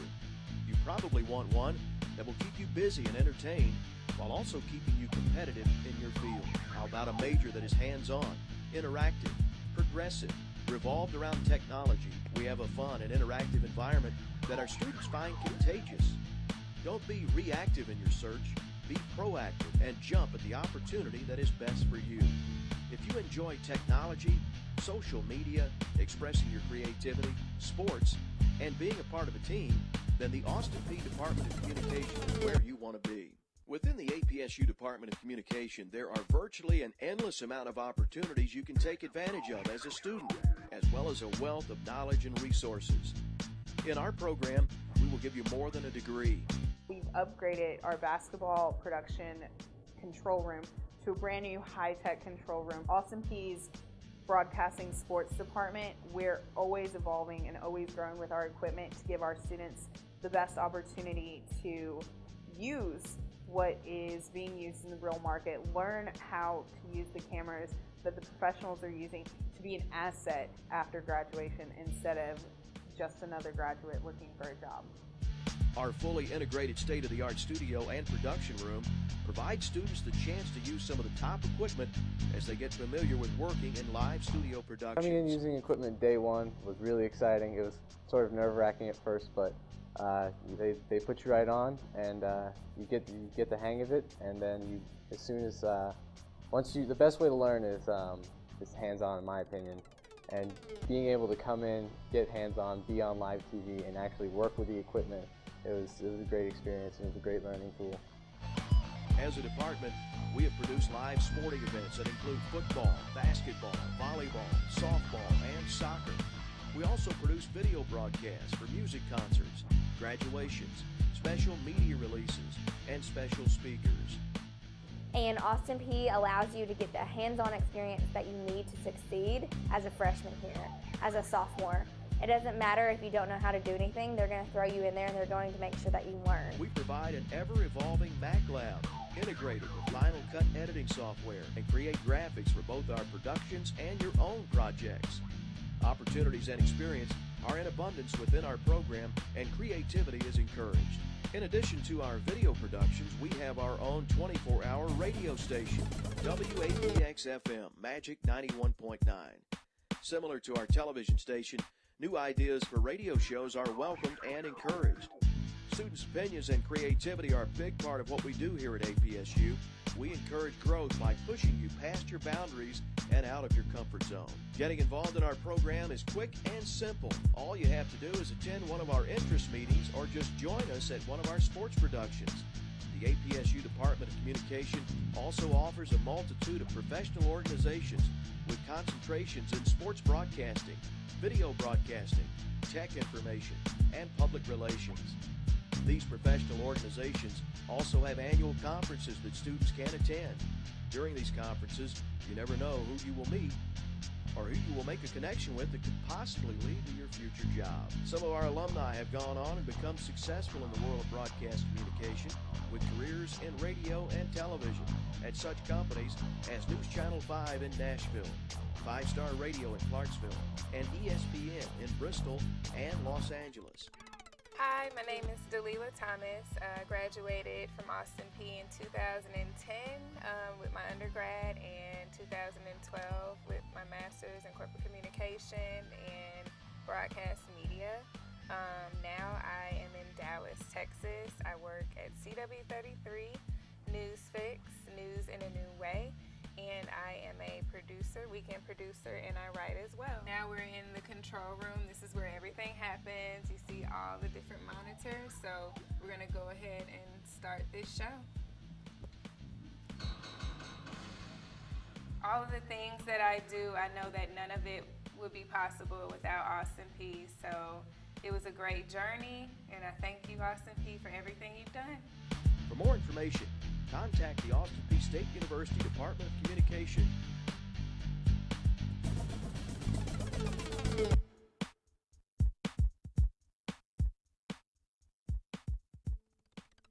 Are you looking for the program that is right for you? Finding the program that fits your needs and desires is crucial. Ask yourself, what do you want out of your major? You probably want one that will keep you busy and entertained while also keeping you competitive in your field. How about a major that is hands-on, interactive, progressive, revolved around technology? We have a fun and interactive environment that our students find contagious. Don't be reactive in your search. Be proactive and jump at the opportunity that is best for you. If you enjoy technology, social media, expressing your creativity, sports, and being a part of a team, then the Austin Peay Department of Communication is where you want to be. Within the APSU Department of Communication, there are virtually an endless amount of opportunities you can take advantage of as a student, as well as a wealth of knowledge and resources. In our program, we will give you more than a degree. We've upgraded our basketball production control room to a brand new high-tech control room. Austin Peay's broadcasting sports department, we're always evolving and always growing with our equipment to give our students the best opportunity to use what is being used in the real market, learn how to use the cameras that the professionals are using to be an asset after graduation instead of just another graduate looking for a job. Our fully integrated state-of-the-art studio and production room provides students the chance to use some of the top equipment as they get familiar with working in live studio productions. Coming in using equipment day one was really exciting. It was sort of nerve-wracking at first, but they put you right on, and you get the hang of it. And then as soon as the best way to learn is hands-on, in my opinion. And being able to come in, get hands-on, be on live TV, and actually work with the equipment, it was a great experience, and it was a great learning tool. As a department, we have produced live sporting events that include football, basketball, volleyball, softball, and soccer. We also produce video broadcasts for music concerts, graduations, special media releases, and special speakers. And Austin Peay allows you to get the hands-on experience that you need to succeed as a freshman here, as a sophomore.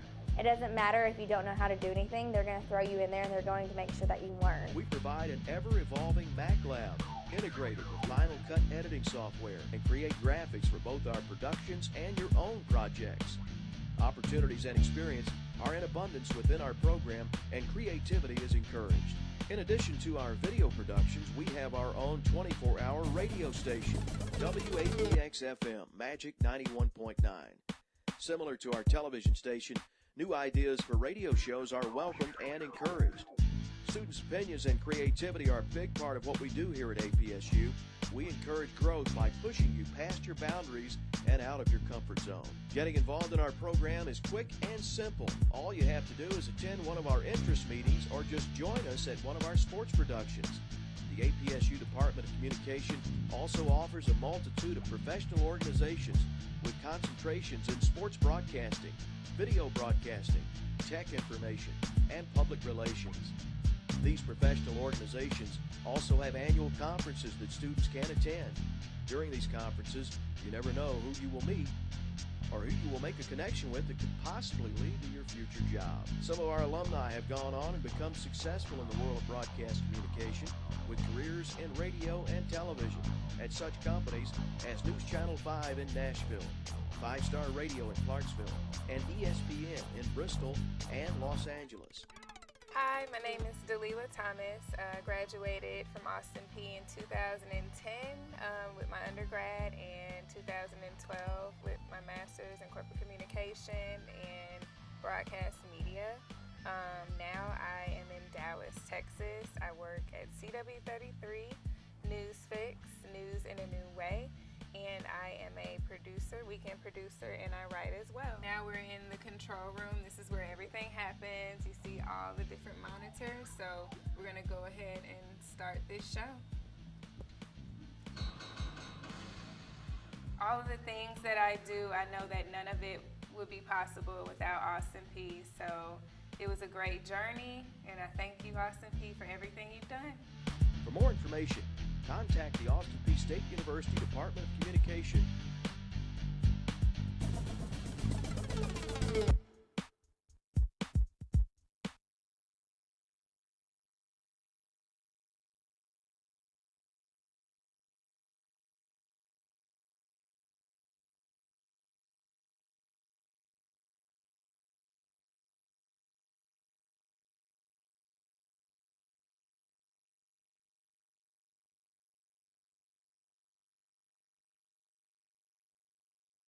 I mean, I got a couple favorite terms. Yeah, we just kind of go along, and like usually like every once in a while someone will make up a new word that just doesn't really make sense, but it's just kind of funny, and we just go with it for a little bit.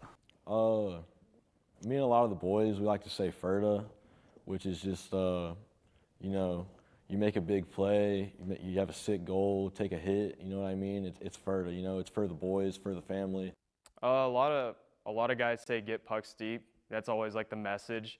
And, you know, that just kind of means like if you have no other pass, you're in the neutral zone, just getting the puck deep is the safest option. You give your forwards a chance to get the puck and like get a chance to score a goal on the offensive end. Tindy, you know, it's what we refer to as our goalies. You got to have good lettuce. That's where your hair comes out the bottom of your helmet, and I need to grow mine out a little bit. I love protecting my Tindy. FERDA. It's like kind of a different way to say for the. It's like FERTA, like FERTA boys. So I don't know. It's kind of goofy, but it sticks. My favorite word right now is probably nip the goalie. It's basically like when the goalie has his glove up and you score above his glove, or I'll usually say when grandma hides the cookies in the top shelf. It's my favorite one. But I'm gonna grow some lettuce for everybody to be happy in the helmet. Probably a lot of terms that, you know, don't need to be said on camera, but, you know.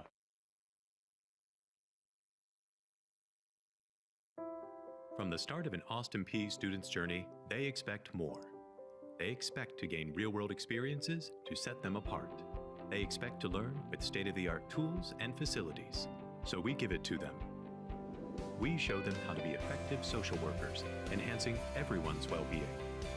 They experience how their classroom lessons change lives. So when our graduates look back, they'll see it all starts at Austin Peay.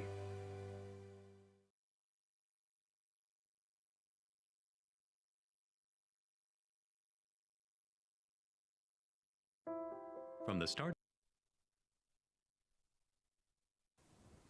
Welcome everybody, Dylan Walton here with APSU-TV, and today we have another special guest. Now normally we don't dive into this sport, but you know, this semester we've hit volleyball, we have football, basketball is upcoming, track and field, cross country, tennis. From the start of an Austin Peay student's journey, they expect more. They expect to gain real-world experiences to set them apart. They expect to pull their knowledge out of the classroom and into the field. So we give it to them. We give them the opportunity to learn the latest farming methods with professional farm equipment. They need to see how to use what they learn. So when our graduates look back, they'll see it all starts at Austin Peay. Your unforgettable experience. Be a part of a community of champions. There's a place for you in our winning legacy. Feel the synergy of the Governor's Pride. Create memories and victories that will last a lifetime. Your victory starts here. From the start of an Austin Peay student's journey, they expect more. We transform their learning environment with interdisciplinary virtual reality exercises. They expect to gain real-world experiences to set them apart. So we give it to them. Because they learn from experts in the field. They learn with state-of-the-art technology. So when our graduates look back, they'll see it all starts at Austin Peay. From the start of an... I'm an ex-drug dealer, and I'll be your sub today.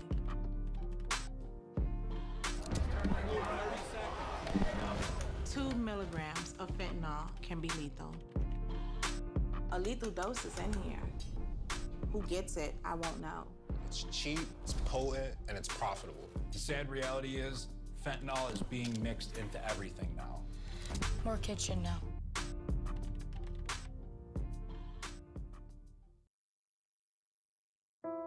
From the start of an Austin Peay student's journey, they expect more. They expect to gain real-world experiences to set them apart. So we give it to them. We provide them with the knowledge to become sought-after artists. They realize their work elevates our world. They realize dreams become reality. So when our graduates look back, they'll see it all starts at Austin Peay. From the start of an Austin Peay student's journey, they expect more. They expect to gain real-world experiences to set them apart. They expect to learn with state-of-the-art tools and facilities. So we give it to them.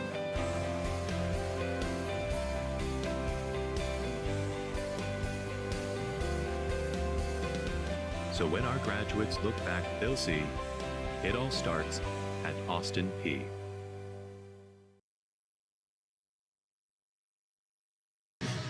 For the rest of the season, I kid you not.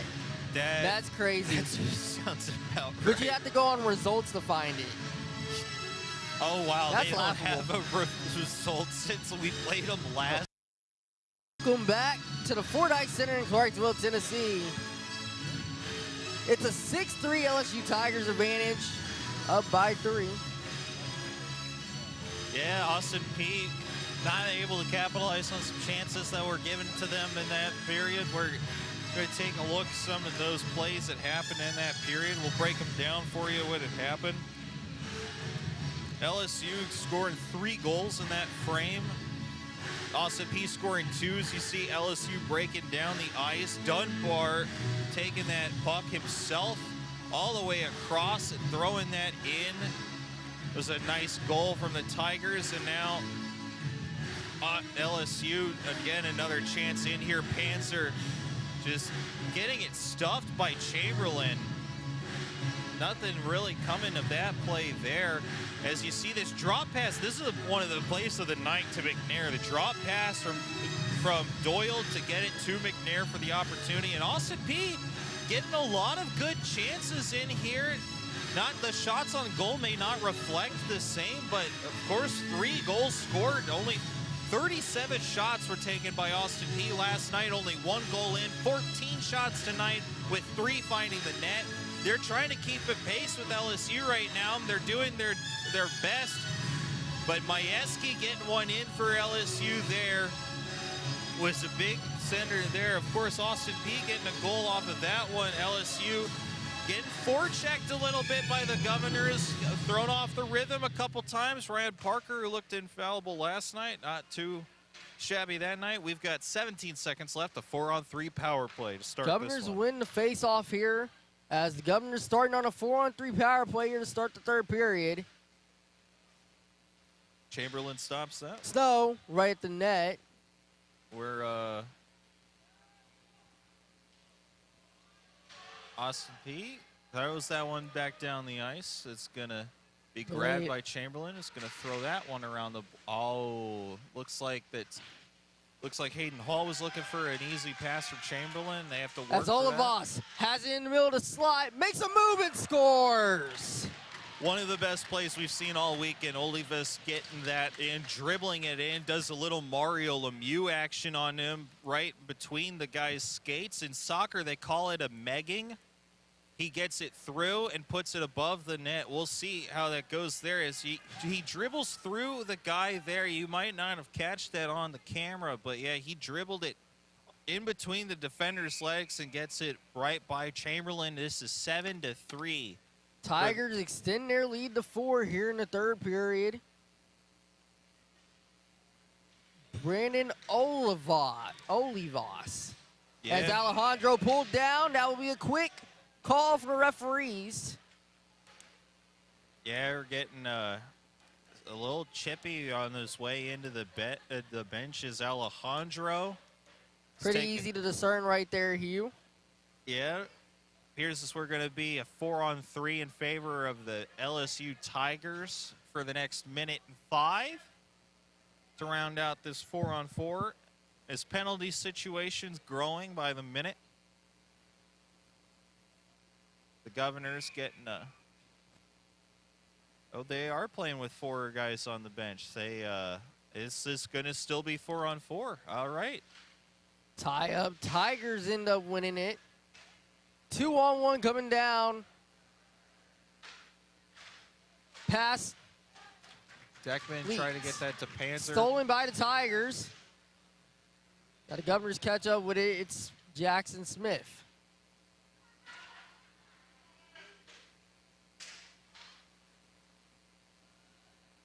LSU's forecheck becoming a little bit dangerous against Austin Peay, finding their way in their own offensive zone.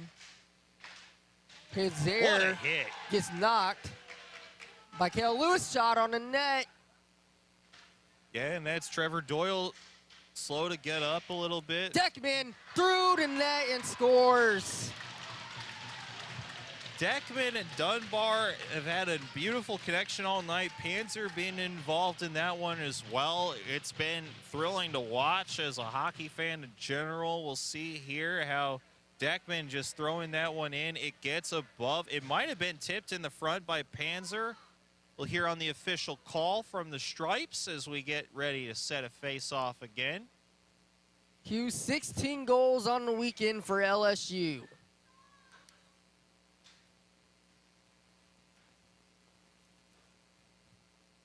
Renewing the 8th goal as they did, as they scored 8 against Austin Peay in game 1. A little bit of discussion, though, with the stat crew involved back there between the penalty box. Our next broadcast for Austin Peay Sports Network is November 14th and 15th. The Austin Peay Governors will take on High Point. Here's 7 p.m. both times for puck drop. We'll hope to see it in on the Austin Peay Sports Network. So they give that one to Trevor Doyle. That makes Trevor Doyle a hat trick hitter for this evening.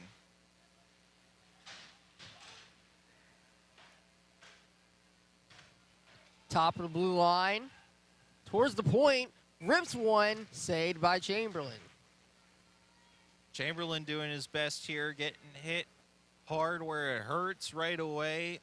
Seen 2 shots and High Point coming off winning against Montgomery College. Excuse me, no, that was last season results. Excuse me.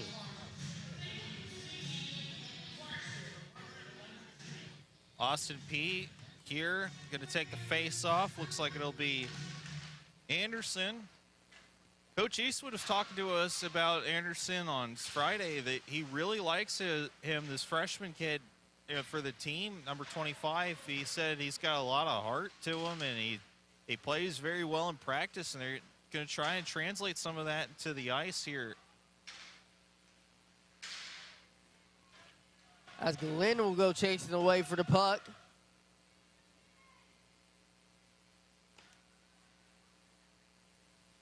Governor's trying to put pressure on the forecheck. Gonna get an icing call. LSU gonna take this a nice long stroll down here. A couple of maybe a little slow down here after that icing call. Austin Peay may be able to jump on this and get one back here before. Smith versus Olivas. Shot on the net. Singleton at the top of the blue line.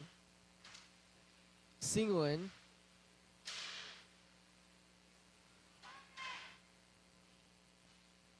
go off the skate of a Tiger. As Deckman will go through the middle of the defensive zone.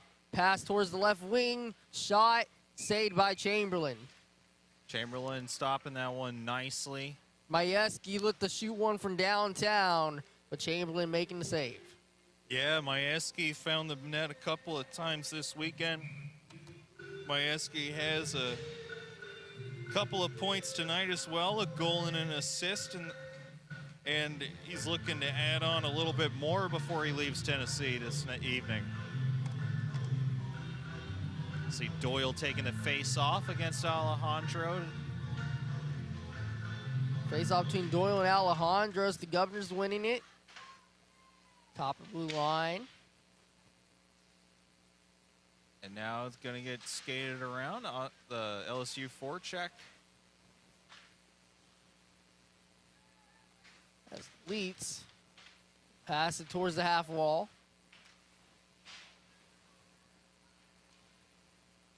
Alejandro is going to spin around. Burst towards the right side. Tries to get a step. It's puck taken away. LSU keeping that one from getting behind him. Governor fans wanting a penalty call. They don't get one. As Leets. The most hated man in the building always will be the Zebras. Alejandro scoots through the neutral zone.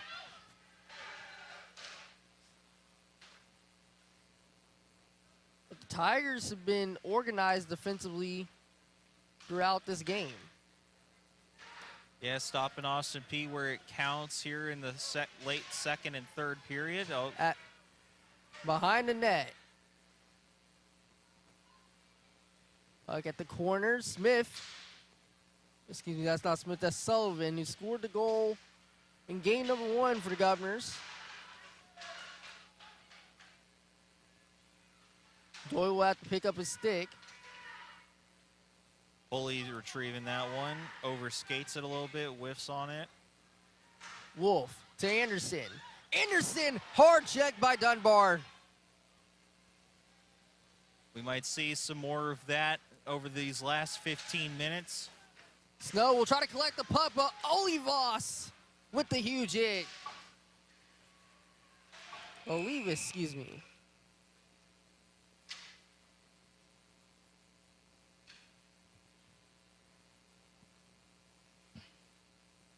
.37 in the third period.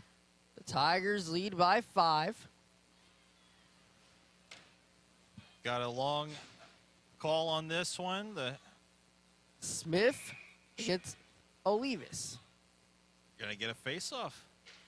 Blue dot won, nearly won by the Governors, excuse me. Lewis, neutral zone, will just have to click the puck away behind the net for the Tigers. Governors trying to produce pressure on the forecheck. But Webb collects in the neutral zone on the Olivas. Olivas around with the goal. Olivas is quite a shot maker we've seen so far this weekend. He buries that one in deep over the net. He celebrates with his crew here. He's feeling it tonight, that's for sure. Olivas with his second goal of the game. The Tigers will be happy about their performance they're producing here this weekend in one of the toughest road environments in MD3 college hockey, that's for sure. Yeah, 9 goals now, surpassing their mark from last night. 17 goals in their 2 games, including tonight. The Governors have just struggled, and they had a really good first period. A first and second period, I would say. Excuse me, first and second period. Most of the second period. Towards the end, a little bit, may have started to... Well, it looks like we might have a penalty now. But too many mistakes by the Governors here late in this game. Obstruction on Jackson Smith. Excuse me, as Jackson Smith is going to go into the box. Now it'll be a 2-minute power play for the Tigers. 5-on-4 man advantage. Smith going into the box for obstruction. LSU getting a face-off inside Austin Peay's defensive zone. Roadhamel, Brno, and Alejandro and Hayden Hall are all going to stay back here and try to kill this power play with 14 to go.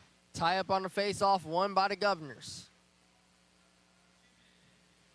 Dunbar lets that by him, but he flips it over to Olivas. Olivas. Down the right wing. Drops it off to Maskey. Pass over towards the left wing. Dunbar at the top of the blue line. Passes it back over. At the slot, trying to find a Tiger. Excuse me, that's McNair.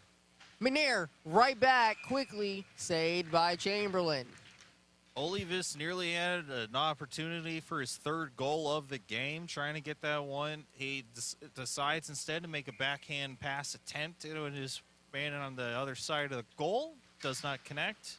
Still Alejandro and McNair on the face-off. Governors trying to get a breakaway opportunity. Leonard one-on-one. Trying to find Alejandro. It's a great pass from Leonard. In the offensive zone. Tigers will take it back up the right wing. McNair flips it up.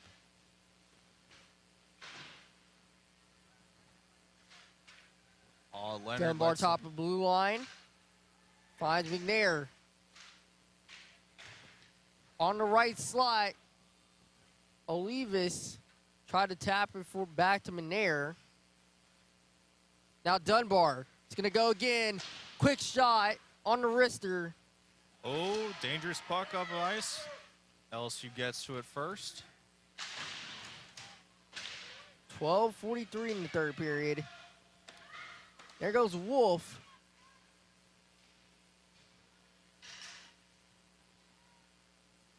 Tigers taking it up the ice. Majewski through space. Galeno with a shot. And now at the crease, Chamberlain puts it out momentarily.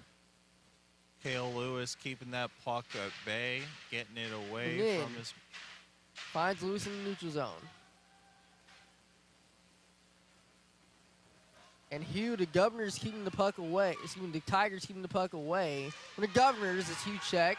Jackson Smith just hit two guys at the same time. Oh, and that was a very beautiful hit from the big man, Andrew Leitz, burying a man in the corner. 17, Trevor Doyle.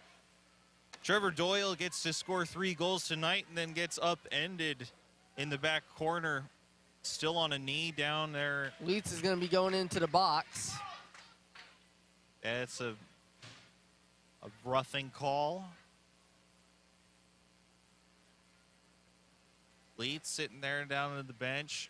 Austin Peay had a couple of penalties tonight. Fourth period, excuse me, there is no fourth period. We're in the third period with 11:57 to go. In the second period, we had a barrage of penalties come. It felt like all at once in that last 10 minutes, Mario. 2-minute power play. Excuse me, 4-minute. Or the Tigers. 5-on-4 advantage. Doyle looking for a fourth goal opportunity. On the left wing. Quick shot, misses. Deckman about an inch away from goal number 10 for the Tigers tonight. As Rolfe behind the defensive zone. Panzer. Rolfe. Rolfe will clean this puck towards the boards. Now Rolfe will have to go after it again. Hugh, what has gone wrong for the Governors here in this game? Well, Governors were making some good opportunities and making a lot of forechecking plays against the Tigers, disrupting their offense as much as they could earlier in this game. And sort of we saw towards the end of the second period, things fall off the wheels a little bit for the Governors. Of course, though, middle of the slot, Chamberlain makes the save. Rolfe. Pass towards the right circle. Panzer floats back. Taken away by the Governors. It's Wolf. Left wing. Save. Kick save by Ryan.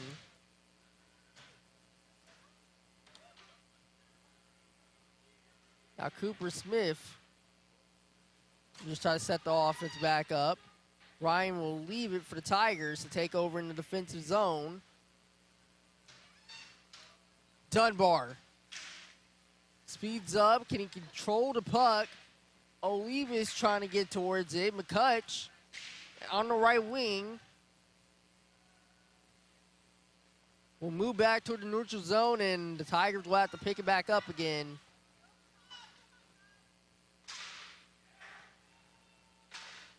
Slice pass to Majewski. Majewski towards the middle.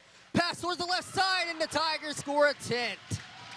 The line, the dangerous line once again. Olivas and Dunbar, and we've got Olivas, Dunbar, and Majewski have been the line here that's been killing it on the weekend for the Tigers. Feeds it to McCutch here, as you saw in that shot play where he gets it into the top corner. It's the 10th goal for LSU this evening, and the bench, it looks like Kane Eastwood's called timeout for Austin Peay Governors. And we see some of the crowd still here, still in their Halloween makeup. We've got looks like somebody in a crab costume. The timeout right now. Both teams. Eastwood probably telling his men tonight, just, hey, you know, it's okay. You know, you're probably not winning this period either tonight, but got to keep playing strong out there. Just finish some plays out, maybe get a couple more goals in here, make it look a little nicer before we call it a night. There's certainly some positives you can still find here with 9:36 in the third period, Hugh. Yes, the Governors are down 7. This Governors team showed a lot of fight here in this first and second period to be in this game and be competitive here in game number 2 compared to game number 1. Yeah, the efficiency of the Governors tonight has been something to behold. The freshmen have been gaining a lot of confidence here on this team, and they are just starting to gain some form and find their stride here on this team. Here, Hugh. Yeah.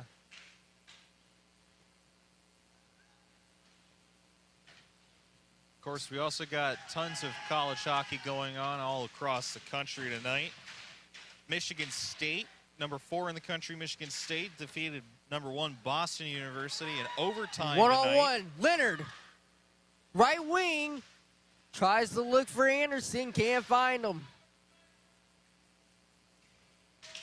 Singling, it's on the slide, and it's saved by Ryan.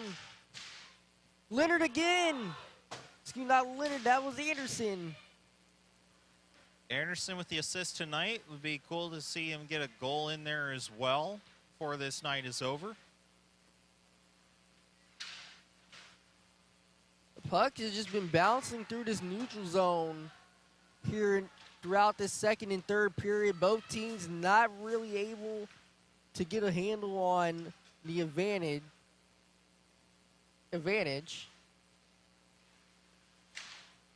That's Dunbar. Christensen with a big hit down here at the end, and we're going to get, looks like we're going to have some people talking. Lear now talking with Jackson Smith, but I think Smith was telling him it's all right. Just the refs already got it. Just put him in the Christensen box. going straight to the box, and will be a power play for the LSU Tigers. We've got a man down for LSU over here. Panzer Dunbar.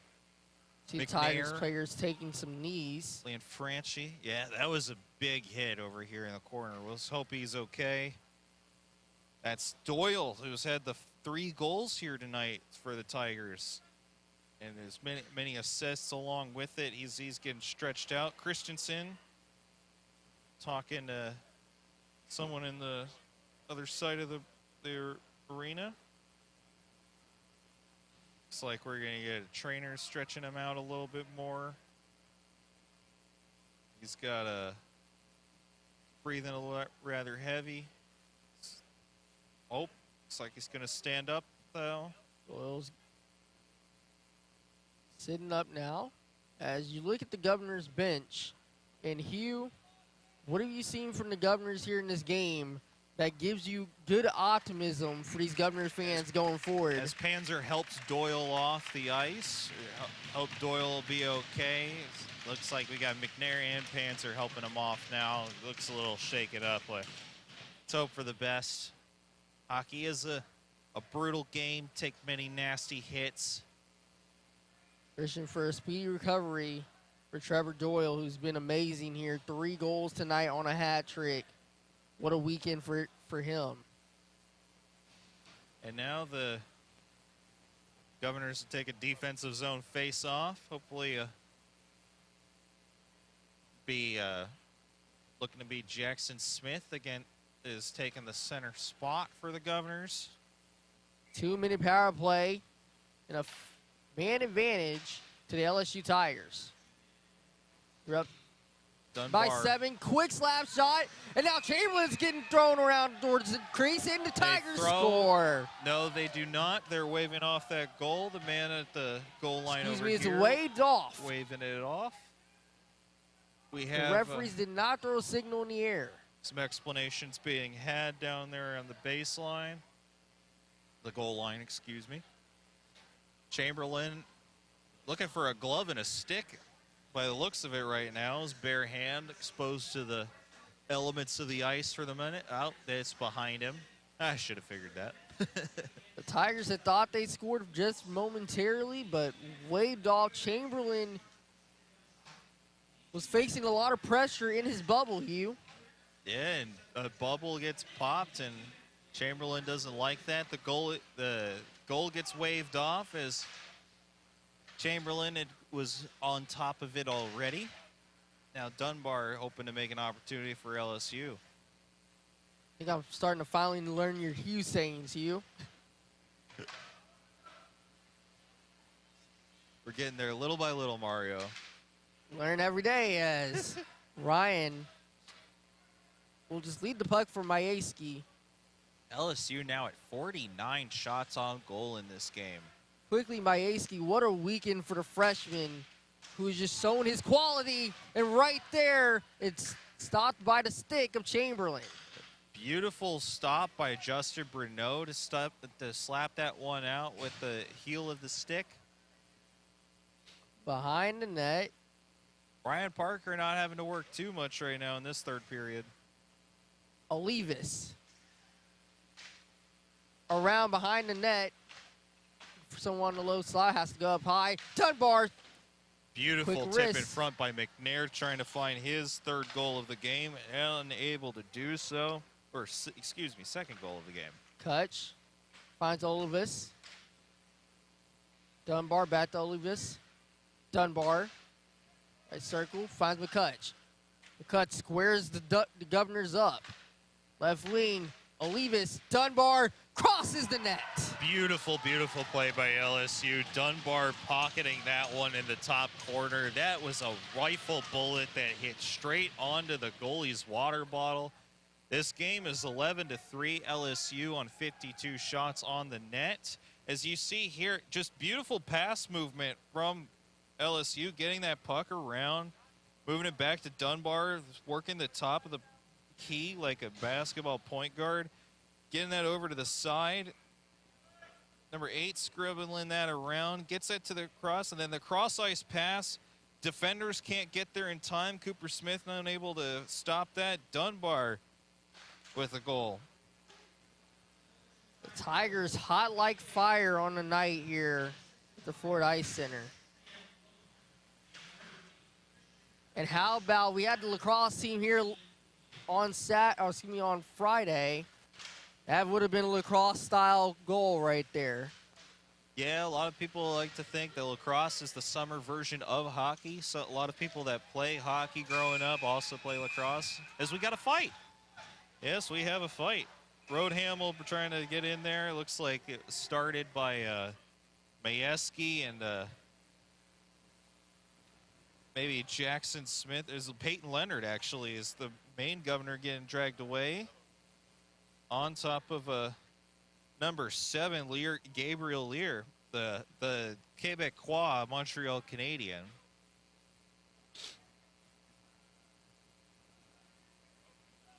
Wouldn't it be nice if he was on the Canadians? Maybe someday. Little by little, work your way up, you know?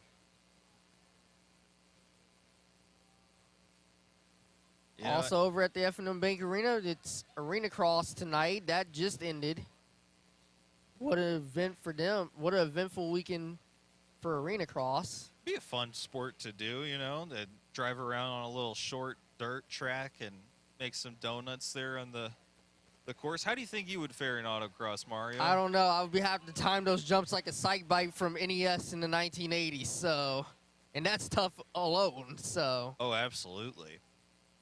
May I ask you discussing with Andrew Leitz and company for Austin Peay about some of the extracurriculars tonight, probably. As the refs try to sort this out well. A lot of stoppages tonight. Hugh Lacrosse going back into the Olympics in 2028, by the way, in the Summer Olympics in L.A. Oh, yeah, lacrosse sixes with the smaller rosters. I'm sure just like rugby sevens, it'll go over with the very well, and everybody will be watching that. Lacrosse, of course, is a beautiful sport. It's fun to watch the World Cup of Lacrosse with all of the Native American nations from Canada and the United States getting to participate in there. I'm a big fan of the Haudenosaunee team myself. Quickly again, let's look at what's been happening here around the SEC football. We'll quickly look at that here as me and Hugh try to get you those scores as the players try to sort this one out with 6:05 in the third period. Tigers having a really good weekend. On the football side, not as much as the Vanderbilt Commodores with the upset over the LSU Tigers, winning there for the first time against the Tigers since 1990. How about Oklahoma taking home a 26-7 win? South Carolina, North Sellers selling once again. The Georgia Bulldogs with a 43-35 victory over the Ole Miss Rebels. Big win for them. How about the Gators? Napier not on the hot seat anymore. Maybe back on the hot seat next week. Hugh, it's an exciting little dance that this Florida fans is doing with Billy Napier. But a 2-point win for the Gators over the Bulldogs. And the Texas A&M, how about the Fighting Aggies? Give them a little hope. Give them a little chance. The fan base has to believe because they got a 45-42 win over the Razorbacks. Number 4 in the country. Texas barely escaping with a 16-13 win in overtime against Kentucky. Yeah, as the old saying goes, every national title fight starts with a near loss to Arkansas at some point halfway through the season. And Oklahoma escapes an Arkansas team looking for a nice victory. And a lot of Tennessee fans don't want to hear this one. It's the Alabama Crimson Tide winning 37-20 over the Volunteers. But how about this result? Missouri escapes the Plains down at Jordan-Hare with a 23-17 win over the Auburn Tigers in double overtime.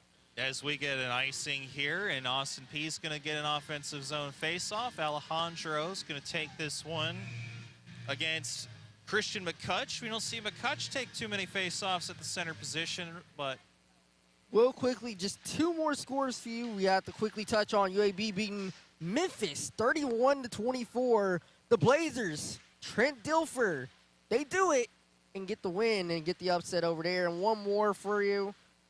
It was Texas Tech going down to Arizona State 26-22. The Big 12 is the Wild West over there. Interesting to see who's going to come out with the college football playoff spot. So 5:15 in the third period. So right there, you might have seen Roadhamel put his stick out in the way to try and block a pass for Austin Peay to keep LSU's pass across from there. You would like to see some more of that technique as a couple of games across, as a lot of puck traveling across the net has taken place for LSU this weekend. But there's lots of college hockey scores going on tonight as well. Hugh, tell us about what's been happening in college hockey so far today. Well, it appears as though some of the highlight match of the night, the Michigan State appears to have squeaked it out in overtime against the Boston University Terriers. As the Governors have it in the neutral zone.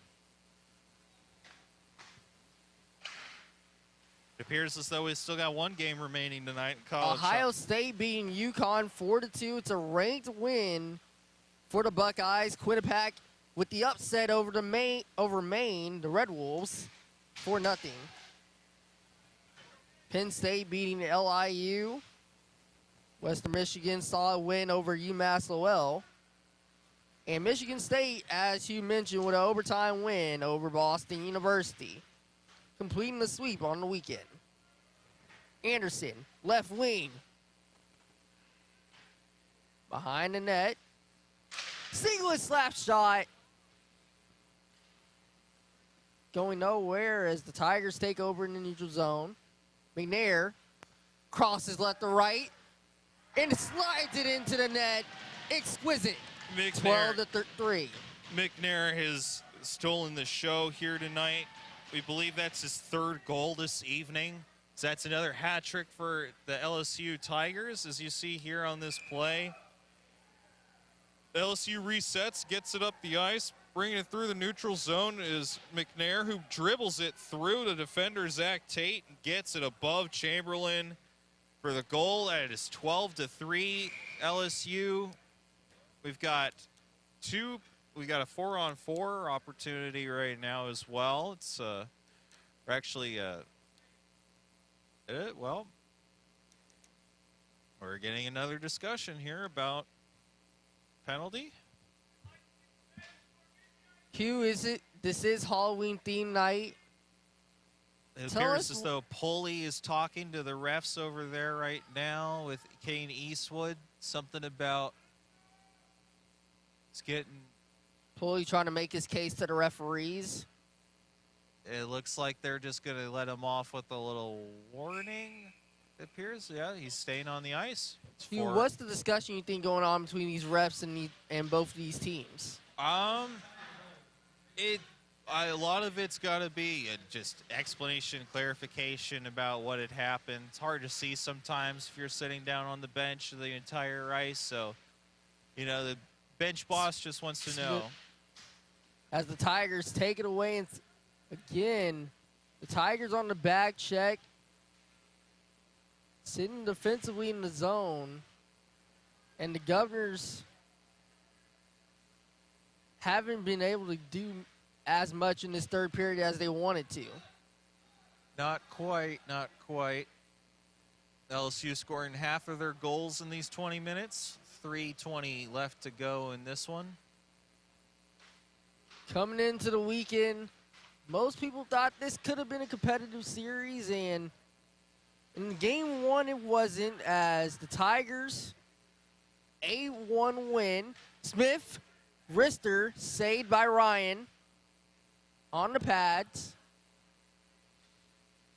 Alejandro trying to break that one up. LSU keeps holding on to it.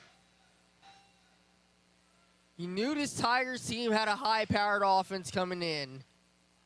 And in this weekend, 8 goals in the first game. Majewski with a brilliant individual effort as it goes towards the right wing. That shot saved off the shoulder of Ryan. Singleton looking for the goal. Ooh, that puck nearly hitting the ref. In game two, the Governors knew they needed to adjust. In the first period, they had found it. It looked like it. They got into the second period. Just unable to sustain As the McCutch pressure. will just dump it down here towards the ice, leaving it for Chamberlain.